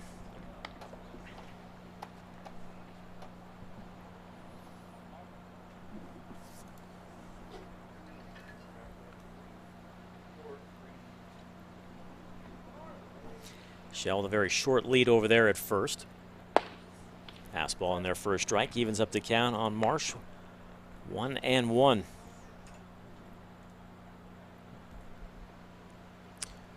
Well, after this tournament wraps up for a lot of these kids, now it's either you're going to school or you're going to learn online, and you're going to have to just hope and pray that there will be a spring season beginning in February. But right now it's anybody's guess, I would say, at this point. It's such a fluid situation. I mean, we've seen University of Connecticut cancel their fall football season. The MAC today announced they were moving their fall season to the spring. Ivy League has already done so. The 2-1. 3-1 now. And Mike, didn't they tell you that they were getting some consideration that maybe some more events like these could potentially be in the offing, with some seasons being canceled or at least schedules being changed? Well, the biggest thing for most sports is we see Marsh send one into the right field. The biggest thing for coaches in all sports is you got to keep your players active, because as we well know, 18 to 22-year-olds, not exactly the best decision makers when they have a lot of time on their hands. And having been one of them and a student athlete myself, it's best to keep busy. Showcases like this against elite level talent. Let's face it, in any sport, the way you get better is facing players that are your equal or better. Absolutely. And that's what this showcase has really allowed these players to do, and on a big stage with a lot of people watching. Nick Hansen swings and misses at the fastball. It's 0-1. Marsh, that was his first hit of the game, the 12th hit for the Bucs. They have outscored Pirates 9-1. They've out-hit them 12-5. Neither team has committed an error. And Champlain quickly ahead of Nick Hansen, 0-2. Only one inning so far have the Bucs gone in order in this one through 6 innings. That was back in the 4th. Yeah. Hansen's officially 0 for 1. He was walked and popped out. Runners at first and second. Good rip at that one. Hansen is the 7th hitter of the inning.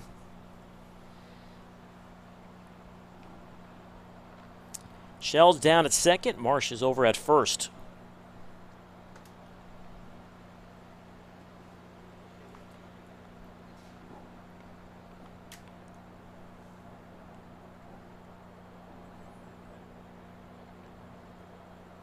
The 0-2. Watch out. Hansen spins out of the way of that one. It's now 1-2. Champlain very deliberate, taking a long time in between pitches.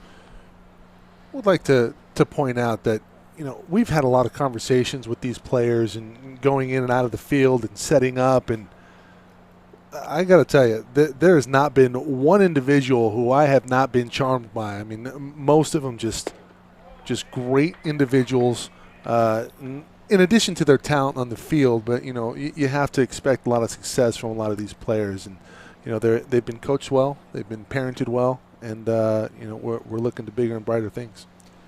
They're also just happy to be playing baseball. Well, we're happy to cover it, that's for sure. 2-2 it was an ugly looking swing. I think he just got a piece of it, fouling it off the catcher Connor Burns' mask. I don't know. Let's take a look. Yep.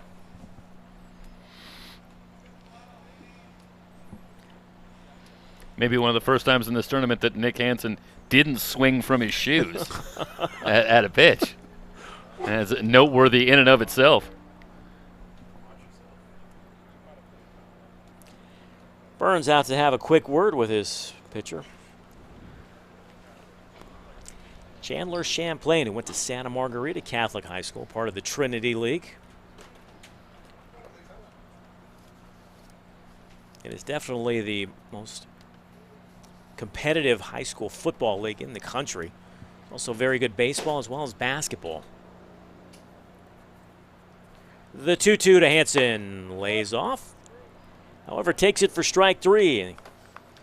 That will do it here for the Bucs in the 6th. Not before they pick up 2 more runs. They do it on 4 hits. There were no errors. Couple runners left aboard. Bucs have blown this one open. They lead at 9-1 as we head to the bottom half of the 6th.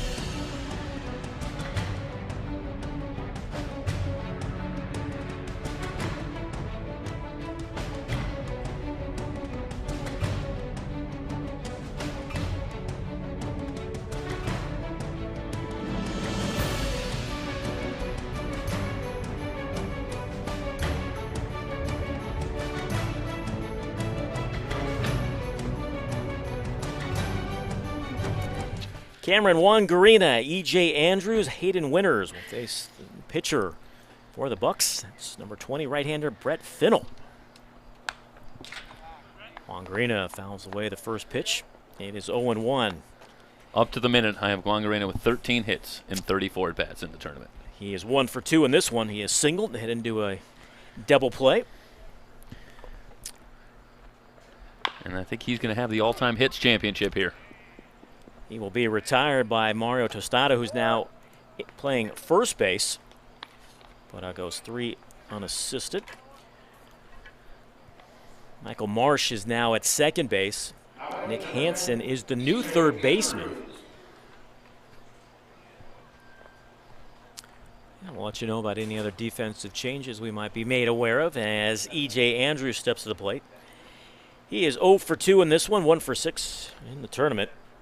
Fennell takes over for Sam Gomez. The left-hander, Jeff, was impressive. 2 innings pitched, 1 hit, no runs, walked 2 and struck out 6. Yeah, dynamite stuff from Sam Gomez.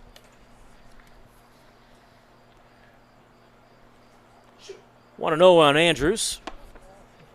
Fennell backs him off the plate. Now it's 2-0.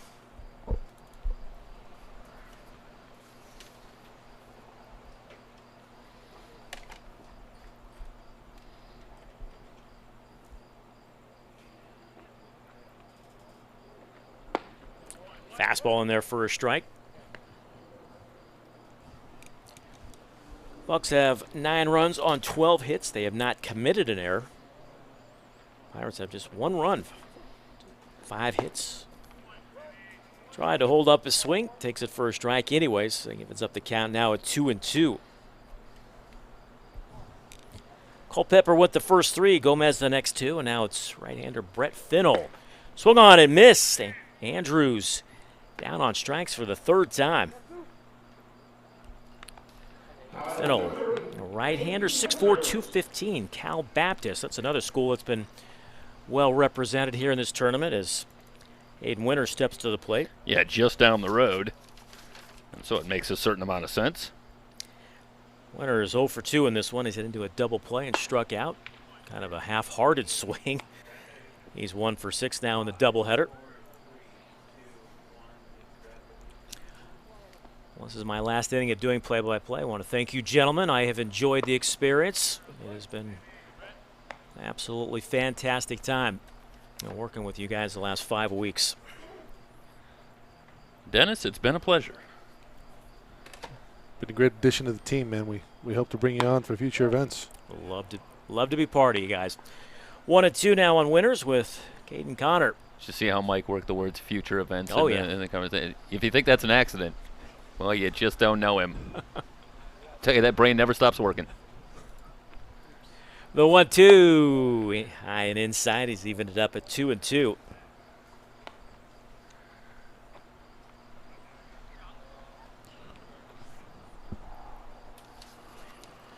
This one just about 2 hours old, and it has been all Bucs. So we have a Pele moment here. Uh-oh. As Christian Kirtley, number 38 on the Bucs, has moved over to the Pirates. Switched jerseys. Now number 17 on the Pirates. Wow. Just in case that becomes important. Also, Chad Castillo now on left, and I believe it's Cole Pofek in center. They'll appeal. He went around, and that will do it for the Pirates here in the 6th. The side retired in order. No runs, no hits, no errors, nobody left aboard. We played 6 complete. That's going to do it for me. Jeff's going to take you home the rest of the way. Bucs leading the Pirates 9-1.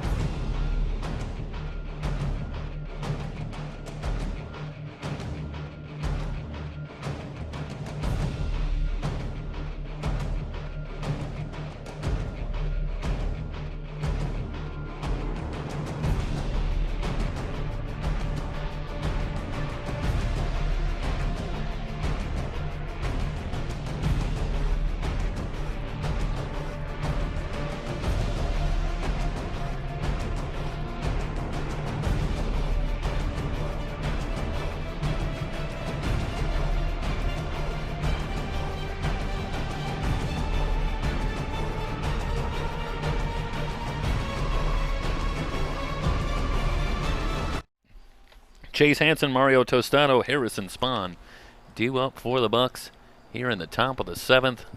The Bucs way out in front, leading at 9-1, trying to salvage one in this 5-game series against the Pirates here at the Best of the West tournament. And they are well on their way. First pitch in there for a strike for Champlain, who will work his second inning after allowing 4 hits and a couple of runs in his first inning of work in the 6th. Again, off speed, misses low, a ball and a strike. The count on Hansen, 0 for 1. He walked his last time up.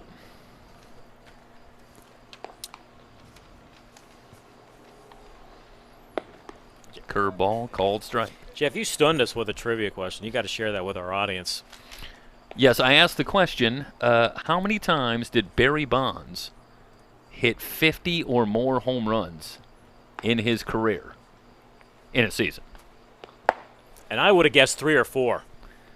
Down on strikes is Hansen as he goes after the high fastball. Indeed, as would I, if not more than that, I would have thought. I think we both knew that he hadn't done it with the Pirates. Right. But I would have thought there were several times with the Giants, only talking about the all-time home runs leader. Not a great stretch, but much like the man he surpassed, who did it a grand total of 0 times, and Hank Aaron, Barry Bonds hit 50 or more home runs in only 1 season. And I will say, he made it count. He smashed the 50 home run total. He did. Ending with a mere 73. But astoundingly, no other season. I suppose it is hard to hit 50 home runs in a season when you walk 150 times, as he was doing for most of the latter part of his career. Did they skip Tostado in the lineup? It appears that they have. Yeah. This is Spahn at the plate. 1 ball and 2 strikes the count. When he was red hot. He was 2 for 2. Is that like a mercy rule type deal? The guy's been killing us. Can we avoid him in the lineup? Hey, it's Summer League Baseball. You never know. Yeah, maybe it's like a challenge. They can throw the red flag, and they just be like, you know what, we're calling this guy get skipped this time. So Spahn down on strikes, 2 down, bases empty, and that will bring up Chad Castillo. Castillo 1 for 2, finally retired for the first time in the doubleheader. His last time up, all he did was fly out to just in front of the 410-foot sign.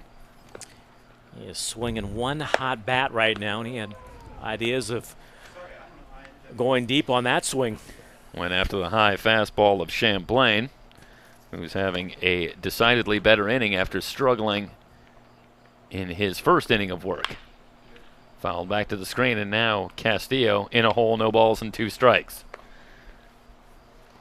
There you see Castillo among several players out of Cal Baptist who are here at the Best of the West tournament. Quick change in the field. DeAndre Smith now at shortstop. Matt Autino moves to second base for the Pirates. Called strike 3. An impressive inning of work for Champlain as he strikes out the side. 7th inning stretch from San Manuel Stadium. The Bucs all over the Pirates, 9-1 at the Best of the West tournament here on SoCalCollegeSports.com. Brought to you by Future Events Group.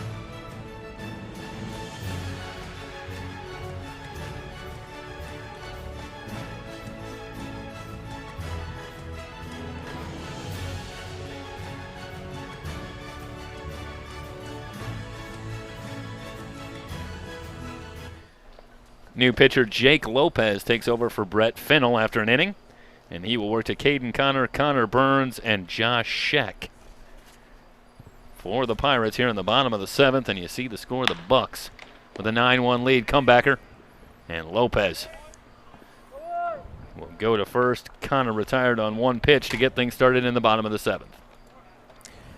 Jeff, you look at the job this Bucs pitchers have done in relief in this one. That's now 3 1/3 innings. They've given up just 1 hit, no runs in 3 1/3 innings pitched. Up to 11 strikeouts combined in the game. Started with a solid outing from Culpepper and a couple of innings from Sam Gomez, where he struck out the side in back-to-back innings. First pitch misses outside for a ball. Finnell takes over with a 1-2-3 inning. It's starting to look like the Pirates last week. When you go back to the first game of this doubleheader, from about the 5th inning on, the Bucs pitching has just dominated. Another off-speed pitch in there for a strike to Burns, who's 1 for 2 with a double back in the 2nd inning. Burns now 2 for 6 here tonight in the doubleheader. 1-1 pitch. Burns takes that for strike 2. Burns has scored the only run of the game for the Pirates. You see the dropping action on that pitch for a called strike. 1-2 pitch. Swung on and missed, and Burns a strikeout victim. 2 down, bases empty. Here comes Scheck. You know, the Bucs pitchers doing their level best to get us out of here at a reasonable hour here tonight. This one not completely unappreciated. No, this one's just over 2 hours old. So Scheck 0 for 2, struck out his last time up.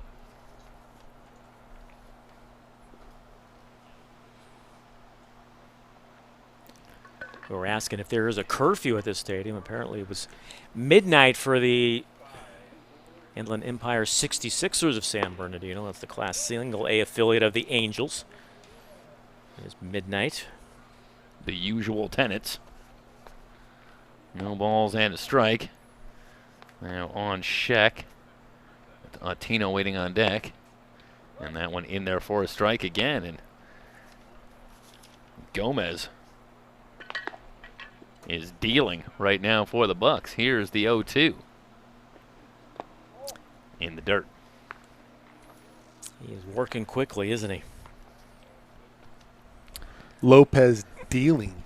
Hey, speaking of sort of walking off the mound and kind of thing, did you ever hear the story of Ted Williams? I believe it was his last at bat, but it was talking about guessing at the plate. I'll tell you next inning. It's one of my favorite stories.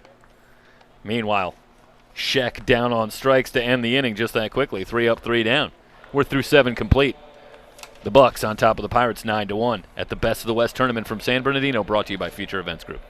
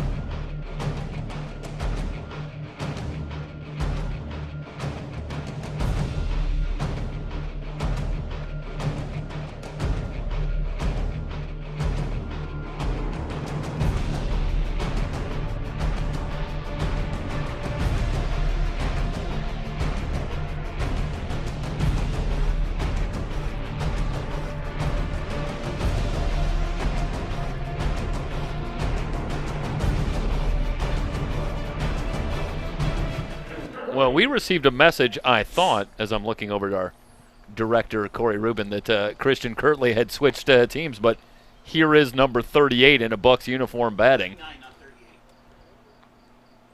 So this is Kirtley. 39 would have been Tostado. Oh, 39. So Tostado. Advances. So this is the story. Okay. Oh, that's why he got skipped over. Yes. So Kirtley grounds to second. Autino goes to first. Mystery solved. It's Mario Tostado who has pulled the Pele and switched teams. And I believe it is Tostado now behind the plate, replacing Connor Burns. I think you need to give the Pele the reference. I think for our audience, they have no clue on that one, Jeff. Yeah, but this is nothing new. That they don't know the reference. I disagree. I think the football is quite popular, and they know. But no, you're right. Of course they don't. As Keith is the better. One down. Come on, I can only think of one. Can you guys think of another athlete that has played for two different teams in one single contest in the history of sport? Well, I've only got one reference to make then. I can only refer to one guy who's played for two different teams in one game. Also got a new pitcher out there. Evan Adolphus, the new pitcher. No balls and a strike on the batter. Keith tried to hold up, and he went around, and he's in a hole now. No balls and 2 strikes. Not the prettiest of swings. Adolphus plays his college baseball at Cal State Fullerton. Appeared in 6 games as a freshman. He was 1-0 with 2 saves and a .579 ERA. Keith 1 for 2 in the game with a double, and he's down on strikes here. So 2 down. As Adolphus comes in and retires the first 2 batters. And that'll bring up Cruz, who's 2 for 3. He's had a big night at the plate. Couple of runs scored, couple of runs batted in.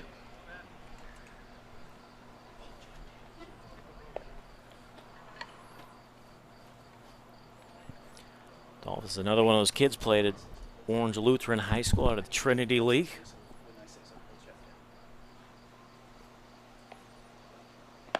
Ooh, he's up there dealing, isn't he? Yeah, Adolphus with the good fastball, no balls and a strike.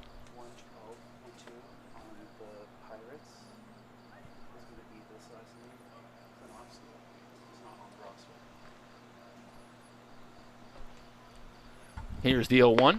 Swung on and missed. Adolphus picking up right where Jake Lopez left off, both in terms of pace. Some fuzz out there. And the stuff, indeed. No balls, 2 strikes. Adolphus ready, here's the pitch. In the dirt for a ball. 1 ball and 2 strikes. We are in the 8th with the Bucs, leading the Pirates 9-1.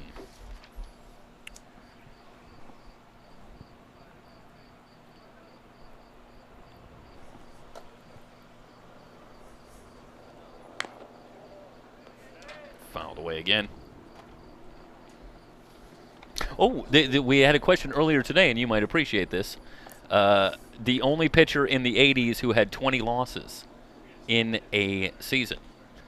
And the team that you are thinking of is the team that this player is on. Was it one of the Necros? No, although that's a good guess because Necro did have the 20 losses, but that was not in the 80s. Line drive. Oh! Great catch at short by DeAndre Smith.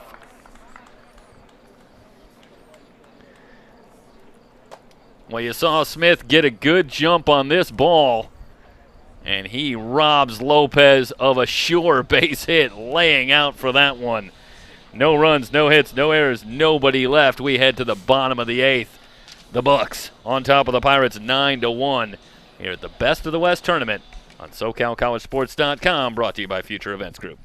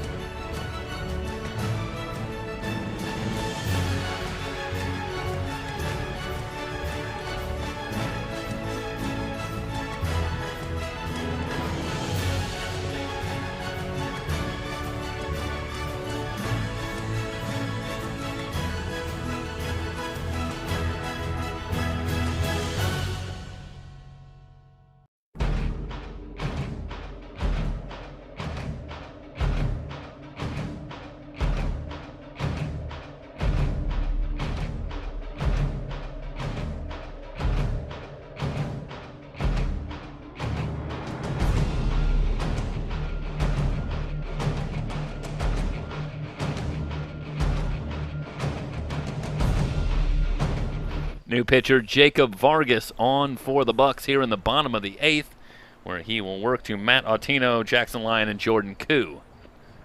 Ooh, first pitch inside. Nearly hit Autino. Is that the Bull Durham, how to announce your presence with authority, Mike? Yeah, I think you're exactly right. I will second the notion. Here is the 1-0 from Vargas.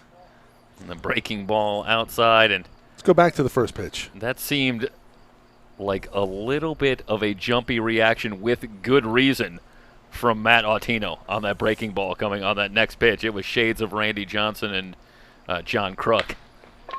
This one lifted into right, and it is going to drop in for a base hit in front of Hansen. So Autino with a leadoff single here in the bottom of the 8th for the Pirates. Jeff, I'm ready to answer that trivia question. I wanted to get one right down the middle. I wanted to give you a belt high right down for the. Just to repeat the question, the only pitcher in the 1980s to have 20 losses in a season, and he is a member of the Oakland A's. And it is Brian Kingman. And so we all know who was going to come up with that one. Brian Kingman and his manager Billy Martin at the time were not best of friends. Yeah, they almost got in a fight. Who didn't almost get in a fight with Billy Martin? Remember that when he was managing the Yankees? That and he scuffle with Reggie Jackson pulled Jackson out of the game in the middle of the inning. Oh my goodness! No balls and 2 strikes.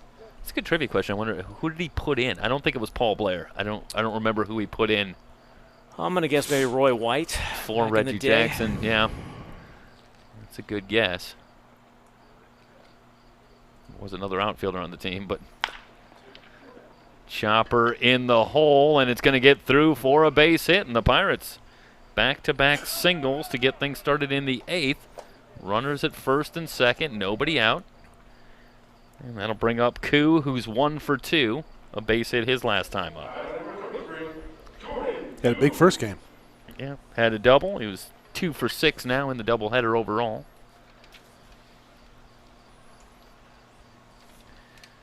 Koo started to pick it up at the plate after a slow start over the first couple of weeks for the Pirates.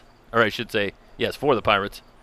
I was a little bit confused because Koo plays his baseball during the season for the Pirates of Orange Coast College. Down a strike. He's a Pirate all throughout. Should be easy enough to remember. No balls and a strike. Vargas checks the runners, now comes home, and the breaking ball in there for a strike, and he's out in front now, no balls and 2 strikes. Well, Jeff, you brought this up earlier. All Vargas needs to do is just go out there and throw strikes. It's 9-1. Pirates are down to their final 6 outs. Keep it simple. Breaking ball high.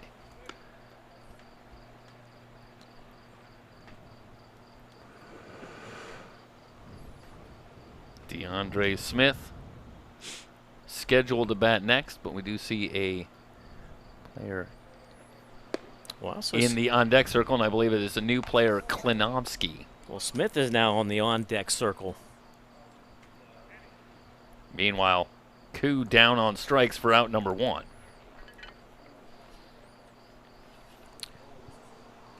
Is a new player? It is. Unfortunately, we've only been given a last name of Klinovsky. First pitch swinging, chop to second, over to second for 1. The relay in time for 6-3, and the Bucs are out of the inning. No runs, 2 hits, no errors, 1 left on base.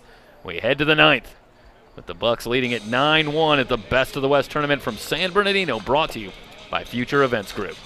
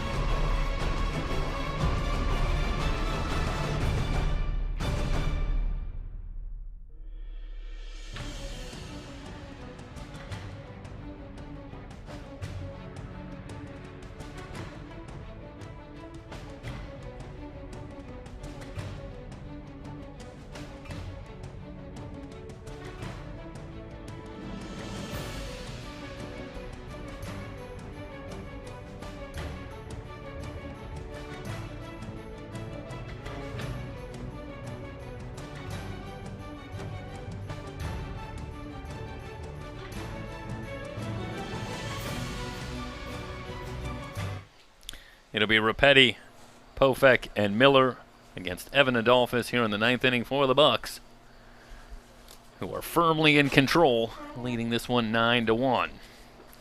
Adolphus ready. Here's the pitch. Just outside for ball 1 to Repetti, who's 1 for 3. Interesting. Great trivia question asked by Dennis. Wondering, well, we wondered if any player had been named World Series MVP being on the losing team, and it has happened once. It has indeed. Wow, okay. Well, we know in basketball it was Jerry West is the only one. Line drive, center field, sinking, and coming on, it's Andrews. Wow. And he's got it. So Andrews with a sensational grab out in center field. Looked like he froze momentarily on this one and then came in, made up the ground, and makes the terrific catch to retire Repetti for the first out here in the 9th. And then, Jeff, you had the Super Bowl Dallas Cowboys linebacker Chuck Howley. Super Bowl 5. The only player from a losing team to be named MVP. Well, sure, when there are 20-something turnovers in the game between the two teams, it's bound to be a defensive guy. That was the Baltimore Colts, right? And Yes, Colts sir. won on a last-second field. Last play of the game, I believe, was a field goal to win. So one player for baseball. How far back are we talking? We are talking in the the 50s, 60s, that range. 1960. Yeah. The Pirates beat the Yankees that. Yeah, it's a famous World Series for another. Well, Mazeroski had the walk-off for to the win walk-off. it. Is that? Are there still only the two? Him and Joe Carter? I believe so. 2 balls. So and somebody a on the strike. Yankees would have been MVP of that World Series. Yep. I would not have been able to come up with this player, though I have heard the name before. You have heard the name. Yeah. So that'll tell you right there. It's not the Mick or. That's what I was. Yeah. Yeah, that's what I was kind of leaning 2 towards. balls But and if 2 you tell me strikes. right there, not Roger Maris. No.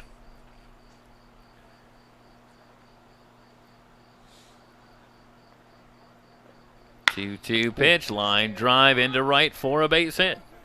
So Pofek with a 2-hit game is on at first with 1 down. Is it a pitcher?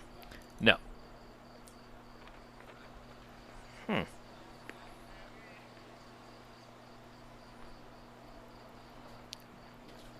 I don't know if I've got a.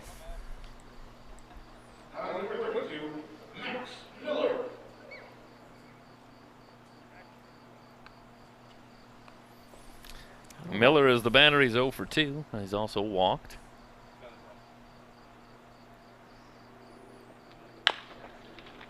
Chop foul. Well, I don't know if I've got another educated guess on that one. Well, I didn't even have 1.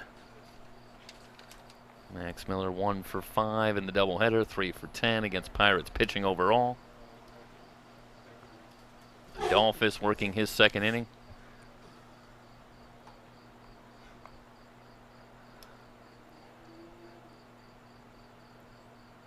The 1-0 pitch. Miller tries to hold up, but he went around for a strike. It's now a ball and a strike. I've definitely heard of him, but I never would have guessed him. It's amazing how often that's my answer to a trivia question.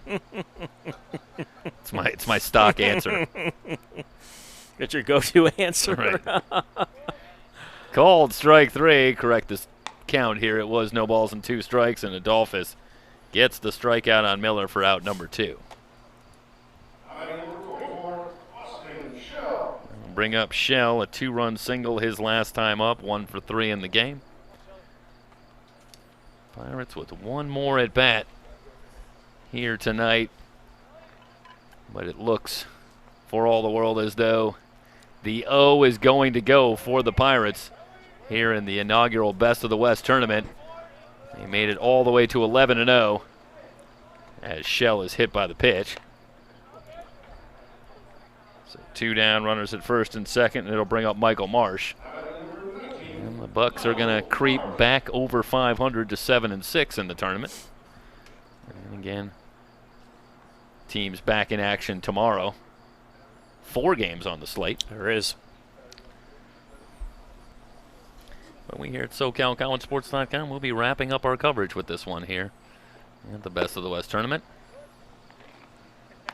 In there for a strike to Marsh, who's 1 for 3. Continues to swing the bat well. 4 for 6 in the doubleheader. The 0-1. Marsh fouls it away. You want to give the answer, Jeff, to our... Yes, the 1960 World Series MVP, the only World Series MVP from a losing team, Bobby Richardson. It's only 60 years ago.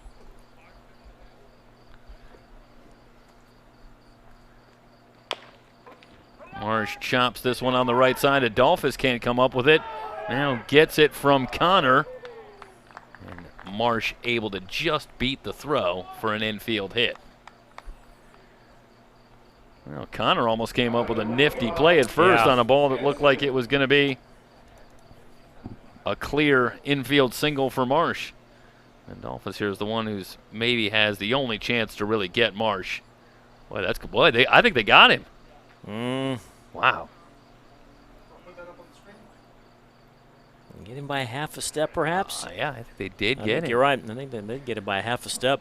Well, listen, it just wouldn't be a game here involving the Bucs at the Best of the West tournament if Michael Marsh wasn't robbed of an extra base by a sensational play in the field. So I guess that's not a big storyline. 1 ball and no strikes.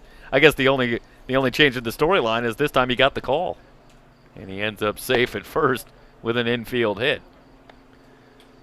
What a big Saturday for Marsh at the plate with 5 hits and 7 at-bats. Meanwhile, it's 2 balls and no strikes on Nick Hansen, who's 0 for 2. Bases loaded. That one inside. Well, Adolphus had an incredibly uneventful 8th inning. 1, 2, 3, but now he's allowed 3 to reach. And he's gone 3-0 on Hansen. He's got no place to put him with the bases loaded. 3-0 pitch, called strike.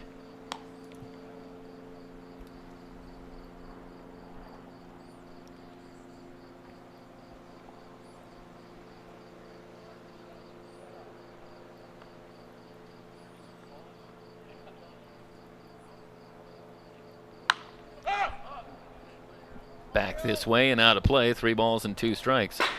I'll tell you, we have enough time. We should think about trying to put together what would be like an all-tournament team. Can we do that at each position? That'd be tough off the top of our head. Maybe a couple of pitchers. Obviously, it'd be Bucs and the Pirates playing a lot of the games that we've covered. Here's the payoff pitch to Hansen. Got him. Adolphus comes back to fan Hansen and get out of the jam. No runs, 2 hits, no errors, 3 left on base. We head to the bottom of the 9th with the Bucs on top of the Pirates 9-1 at the Best of the West tournament from San Bernardino.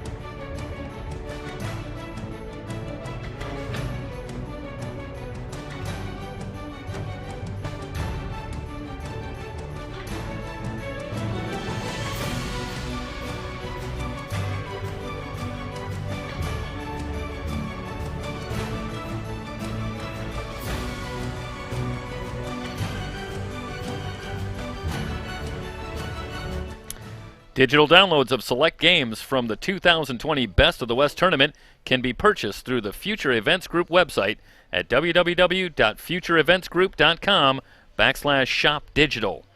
Relive all of the action from the Best of the West tournament by securing your own digital copy of your favorite game today.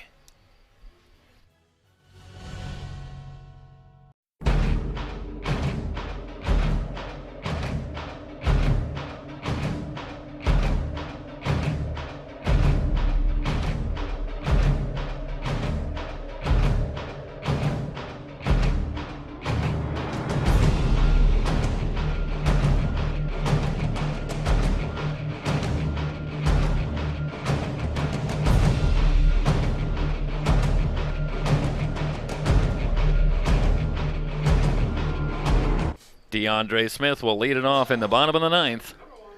The Bucs trying to close it out. Jacob Vargas back on the mound. It'll be Smith on the top of the order, Guangarena, and E.J. Andrews. Vargas ready in the first pitch, in there for a strike. Finishing up our coverage, and Michael, I know we have some people that we want to thank. Many people.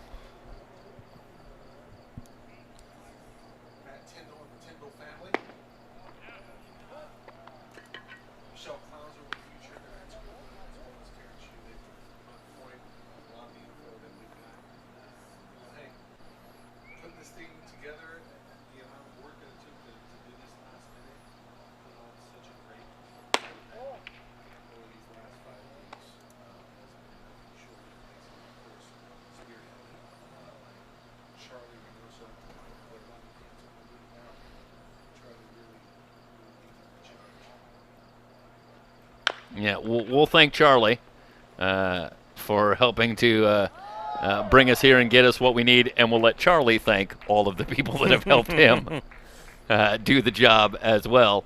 And Smith ends up being safe at first, as there was some trouble handling the toss over there trying to get it to Vargas covering. And Smith ends up at first, and we'll see if that goes down as an error. It is our first one of the game. So a runner at first, still only one out. Also want to quickly thank Ronaldo Gonzalez in the press box as well. Has been very patient helping me with some information that I needed throughout the broadcast as well while he's handling the PA. First pitch in there for a strike.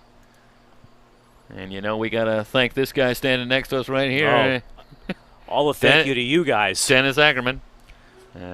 Taking some time. He's only here all day calling all of the other games, and then is gracious enough to come and join us on our broadcast as well as we come in. I've had a wonderful time calling these games, playing trivia, talking movies, talking music. Well, who doesn't enjoy trivia? No balls and 2 strikes on Guangarena, who's 1 for 3. And, of course, our great crew here at SoCalCollegeSports.com, as that one gets away. Guangarena going to be retired on strikes, but Smith advances to second on the wild pitch. So 1 down. And a runner at second. Jorge Zepeda, Tyler Rubin on camera. And, of course, our assistant producer director, Corey Rubin. And tonight's broadcast, as they all are, produced and directed by Mike Zepeda. Well done by everyone. Outside for a ball to Andrews.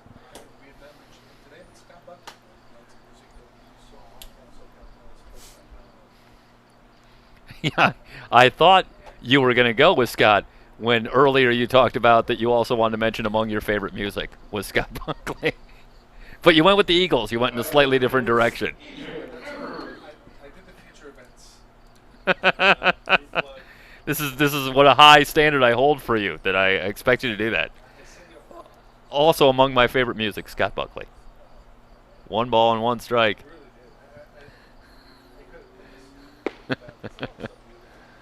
2 balls and a strike for Andrews, who is 0 for 3 in the game. Going back to a conversation that we were having earlier, pay attention to our website, www.socalcollegesports.com, also futureeventsgroup.com.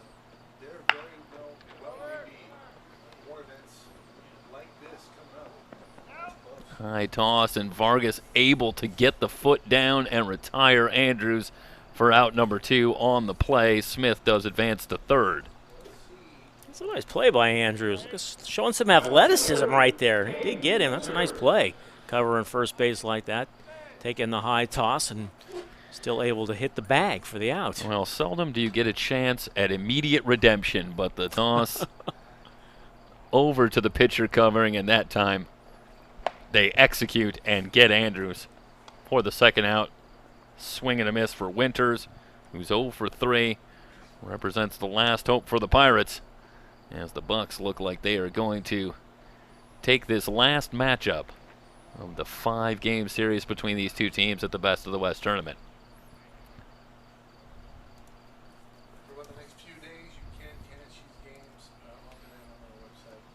and YouTube channel SoCal College Sports 1 and SoCalCollegeSports.com will take those down, but those will be made available for digital download on the future events site that we gave earlier. And we'll put up that graphic before we head out as well.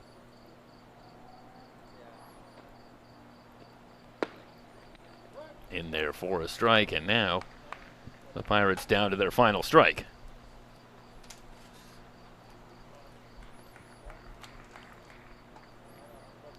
All Bucs in this one. 1-2. Down on strikes, and Vargas closes it out. No runs, no hits, 1 error, 1 left on base. The Bucs get the 9-1 win here to close out our Saturday night on SoCalCollegeSports.com. And gentlemen, anything you want to add here?